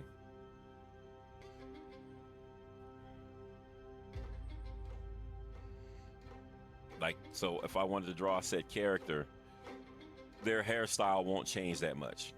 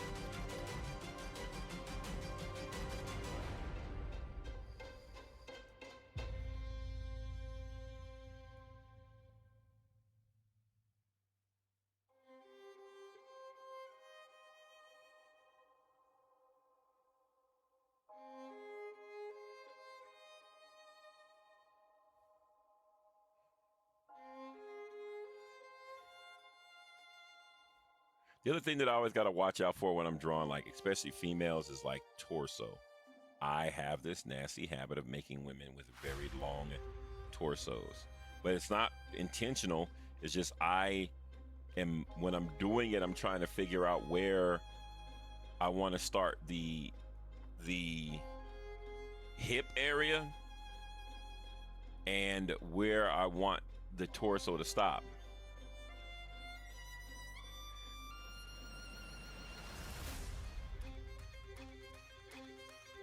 Especially when you have poses like this, where it's very easy to lose track of, like, because it's foreshortened, and the foreshortening comes into play when you start thinking about the way the person is sitting. I still don't know what I'm going to do with the face, stuff like that. So, like, when I'm looking at it, I'm like, huh. It's not until I get the face the way that I want it that it actually goes off. All right, son. I will see you on stream later if you're streaming. If you're gonna play Wukong, I'll be there. Guys, if you don't mind, give my son a follow. He's trying to become an affiliate, and he needs to build his community. He is actually a pretty entertaining streamer. But he is a beginning streamer, so he knows nothing about getting people to come to his channel.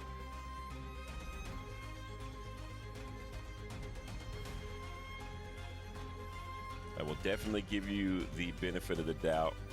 You definitely have the something to be a streamer. You just need the marketing part of it. I thoroughly enjoy that. The funny is, like, I thoroughly enjoy watching him stream. With my other sons, it was the same thing. I thoroughly watched him, enjoyed watching them stream, but none of the other ones really, none of them actually really act as if they enjoyed doing it, where he enjoys games like I enjoy games, where it's like I'm playing it because I enjoy it, not because I'm trying to, stream or whatever. And I think that's what a lot of people miss when they're doing streaming, is they miss that part where it's like, you're first and foremost, you have to enjoy it. If you don't enjoy it, you can go anywhere. You're not gonna be successful if you don't enjoy what you're doing. I hate to break it to you, but people find it out the hard way.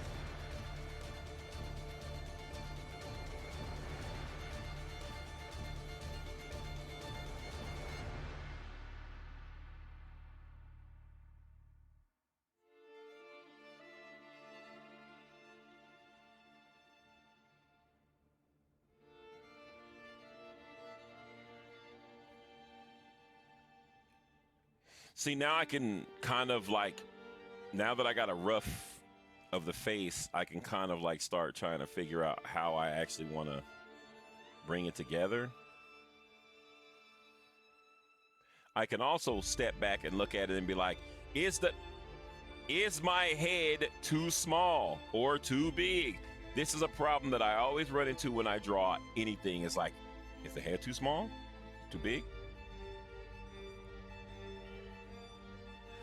Only with women. For some reason, I always draw their head too big. But now I'm like, oh, it's too small because I always do a lot of foreshortening. And because I do a lot of foreshortening, I'm like, oh, crap. You know, the head's too big or the head's too small, you know.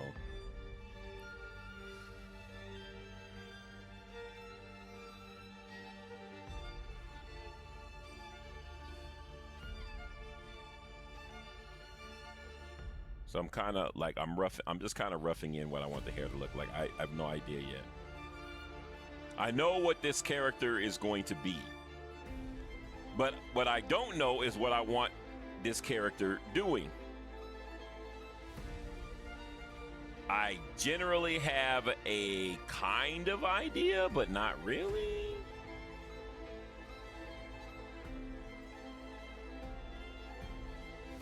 I do this where I'm like, all right, well, I'm gonna pose first, and then I'll think of everything else later.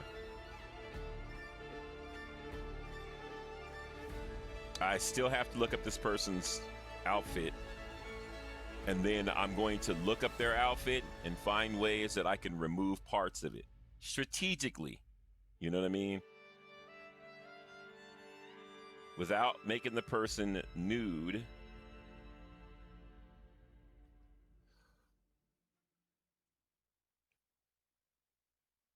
But then what'll end up happening is I'll be in the midst of drawing said character, and then my idea will completely change.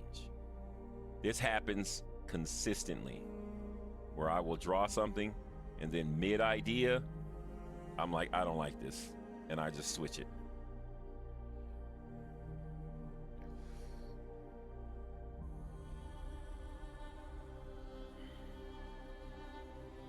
But that's why I do the sketching.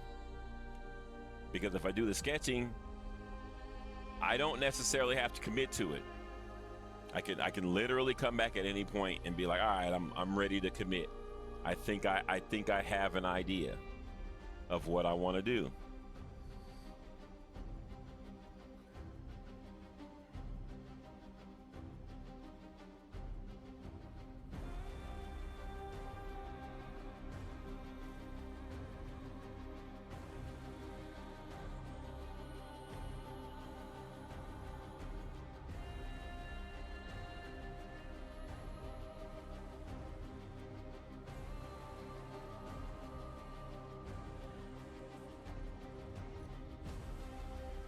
I mean, generally speaking, I think a lot of people can kind of already make out who the character is.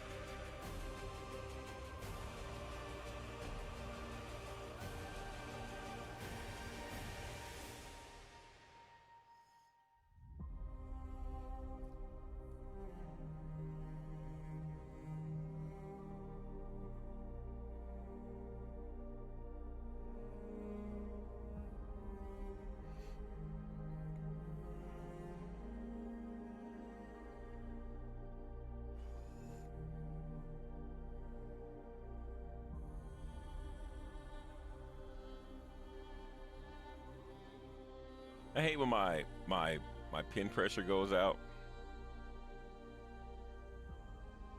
and then I'm like, oh crap! Like, why is the line so thick? Again, I draw light because I don't know what I'm gonna do with the piece, and I don't want to commit to something.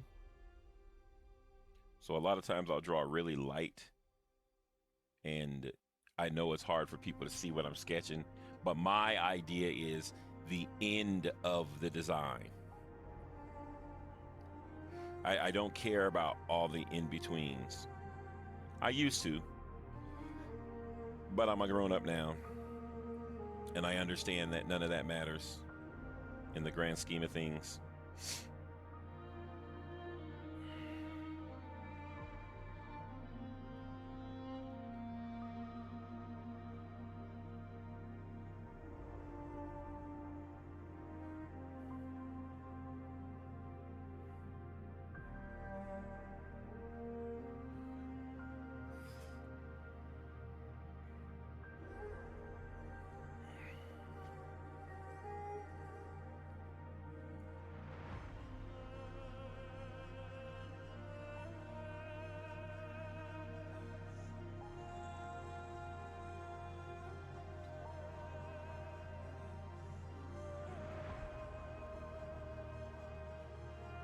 See, I don't think you're gonna see the bottom part of her leg, so I'm like trying not to be so concerned about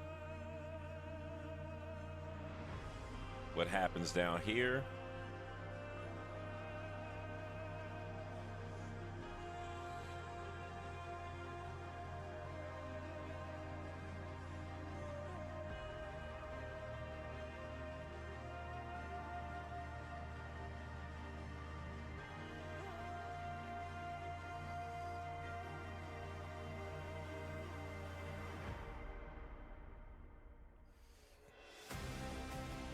But yeah.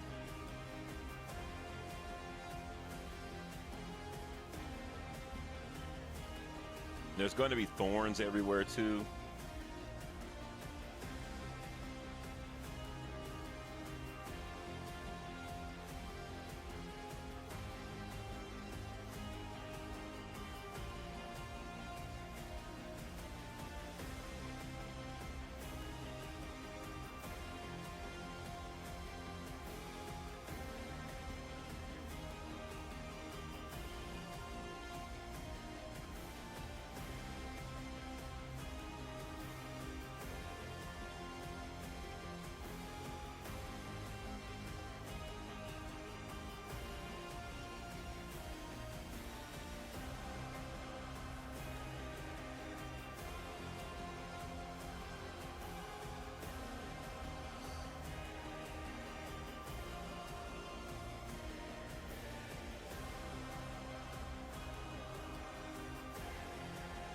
So like I said, I got way better at drawing women than I did men, and I was like, I don't know if I need them to be equal. I need to be able to draw them equally as good as each other.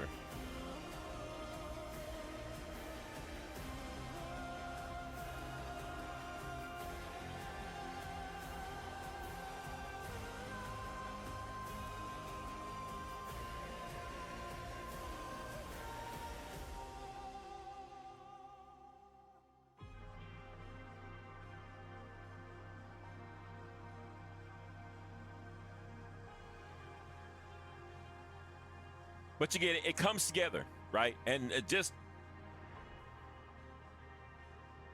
when you sketch every day, you tend to be able to put together stuff really quick. Like I basically finished working on this today, which I sketched yesterday, which that sketch is over here. I started these and I just abandoned both of them. I was like, I don't care about that anymore. And then you just draw random sketches, and then whatever you tend to find ideas that work, and you just stick to the idea. Like I'll start this idea and it'll go good, and then eventually I'll just be like, all right, I'm going to work on something else, because I'm kind of bored with this concept. If I get bored with the idea, I'm just kind of like, I'm done with it for now. I'll come back to it later. You know, like that's kind of how that's why I draw on these giant canvases. And then I also have these ideas there as reference. So now I don't have to go back to previous stuff that I did. It's right there. Again, a lot of these things, if you follow me on social media, a lot of this stuff you're not going to see on social media. This is all for secret project. If you want to know about that project, you can follow my Patreon. Most, if not all of these will be posted in my Patreon, nowhere else. So stuff like this, the finished product of this will probably only be in my Patreon. I'm definitely not going to be able to finish it on stream, because I might have 2 different versions of it. But you know, a lot of these sketches are just whatever.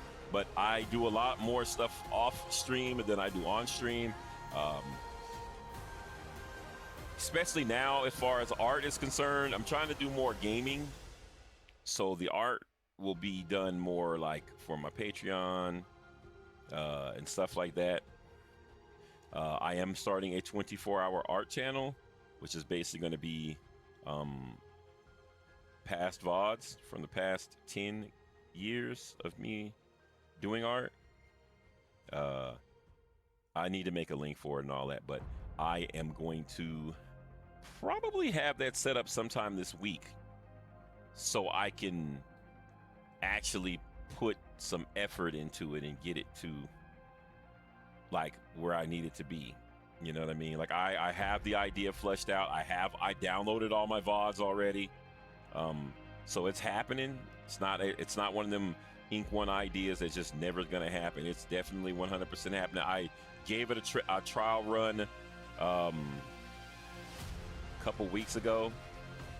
Found out issues that I would basically have, and basically what's gonna come down to it is I'm going to pay my son to monitor it. It is going to be ran by him. Well, basically it's just going to be monitored by him. It's going to be 24 hours, just VODs for when I'm not streaming art or I'm not online, because I know a lot of people just need background art to draw and artists to draw when they're drawing, and I do a lot of talking. And a lot of people told me that my VODs they watch my VODs because they're soothing while they're drawing. I know that I have a lot of people that lurk because they use my VODs as background, and because I do a lot of sketch work and stuff like that, it's nice to have sketching going on while you're drawing. I know for me it is, because it gives you motivation to draw. And I'm only putting up the VODs with stuff like that. I don't want the talking VODs. It's definitely going to be any art VODs. It's literally just going to be, it's not going to be any gaming VODs. It's literally going to be just art.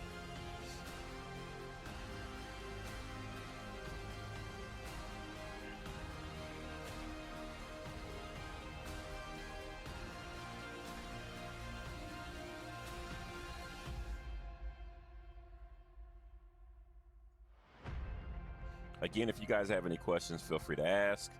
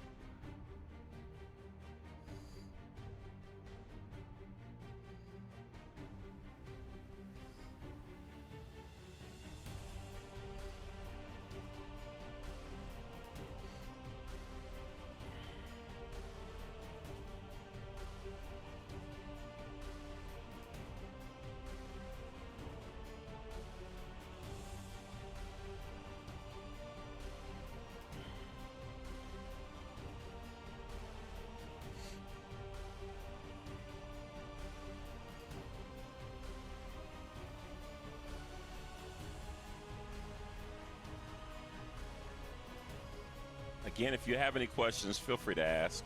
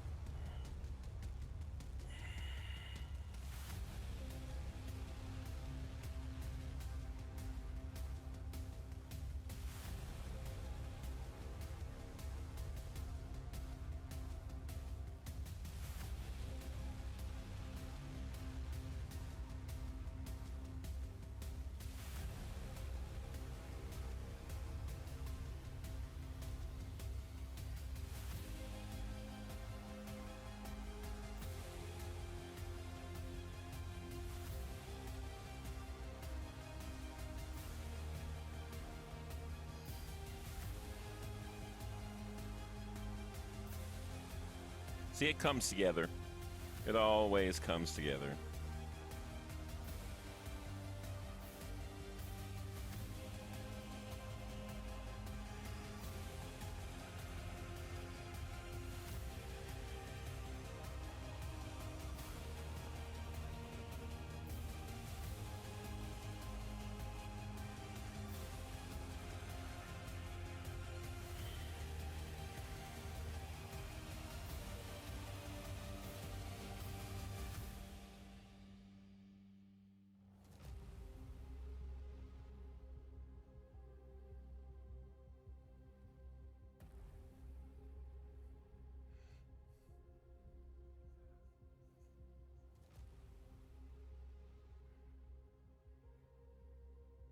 I always have to back off and look at the head because I keep telling you guys I draw. I'm a, I am notorious for drawing the fucking head too small. Don't ask me how I do it. I don't know. Or I draw it too big. I don't know how I do it, but I do it every time. And it is nerve-wracking.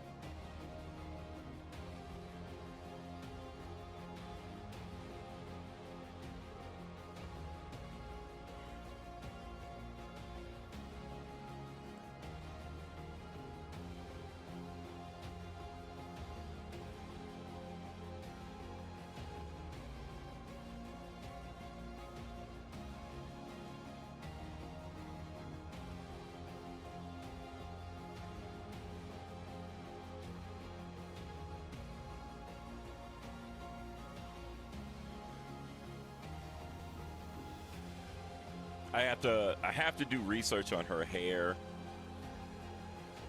because I know her hair is curly, but I don't know if I want to put flowers and shit in her hair. Have I played the new Mortal Kombat 1 DLC? Yeah, Chaos Realm. Yeah, it was short.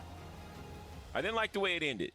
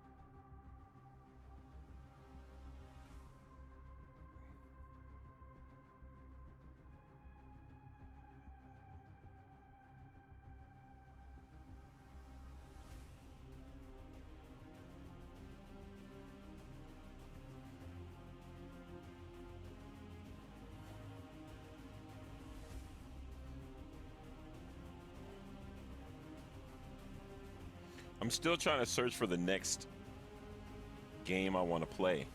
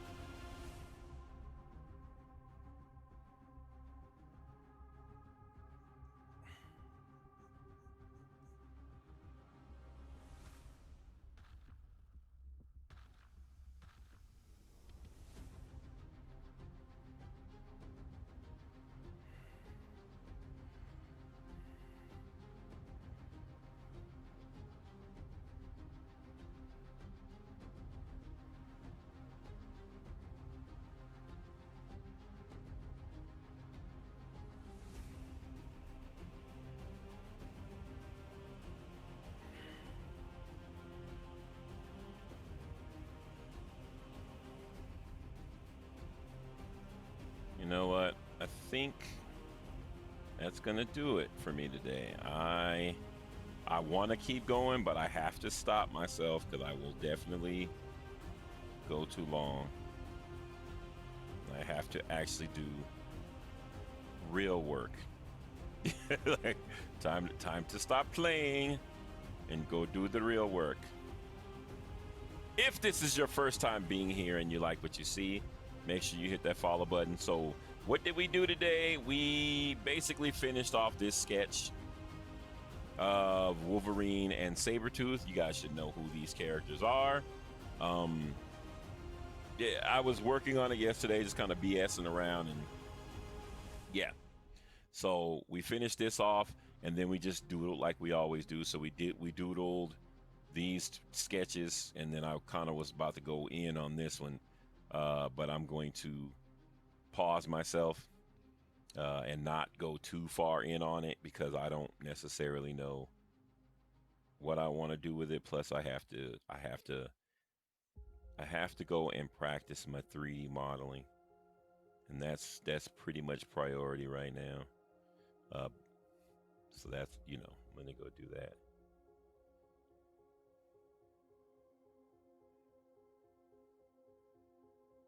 But yeah, if it's your first time here and you like what you see, make sure you hit that follow button. If you came here from the raid and you stayed for the entire stream, hopefully I was entertaining, in some way, shape, or form or fashion or whatnot. I try to offer a bit of comfort in understanding for the aspect of learning how to draw. I know a lot of people struggle with that in the beginning, and it's hard to get past that hump of whether you're good enough and things like that. And all I want to do is get you to understand that I used to be just like you, and it is not hard to do. This is not magic. You can be great at it. Just like anybody else in the industry, don't let it intimidate you and stuff like that. I will be back on next Thursday because that's my next off day. I know I'm gonna probably finish this off sometime during the week, this piece, but it's not gonna appear on social media. You can only see it in my Patreon. It'll probably be that one and a not safe for work one, and a couple of other just drawings that I just sketched up or whatever might actually become actual finished drawings or whatever, or you may never see them again. Regardless, hopefully you guys enjoyed it. Like I said before, I am going to be starting a 24-hour art channel for any of you guys that are interested in that. As soon as I get it all set up and everything like that, it'll just be 24 hours of my old VODs for the past years, only the good ones, and so on and so forth, so I can focus a little bit more on gaming. I've been doing art on Twitch for a while now, and it's time to see what gaming can do for my channel. I will still do art, as you can see, but I will be focusing a little more on the gaming aspect to see what I can do with that on top of doing art when I feel like art is doing, so on and so forth. You can also follow me on all my social medias. Definitely follow my YouTube channel. Follow my Discord for those of you guys that are artists that want to post art and talk about art, do all things related to art.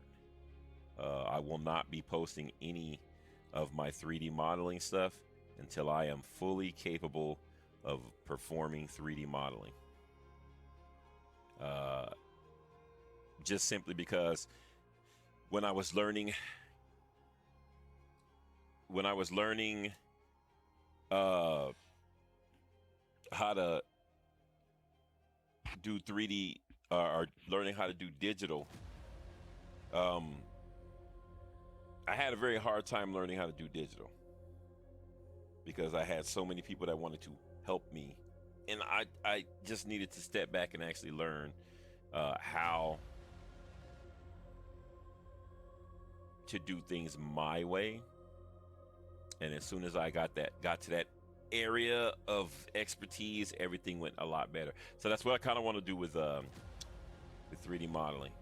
I want to get to a point where I want to introduce myself to my workflow my way, and then learn all the expert stuff. And trust me when I tell you that is not easy to do on stream. So, you know, yeah. With that being said, I'm going to go ahead and cut out right there. Again, thank you guys for joining me. For those of you that stayed from the raid, please consider following.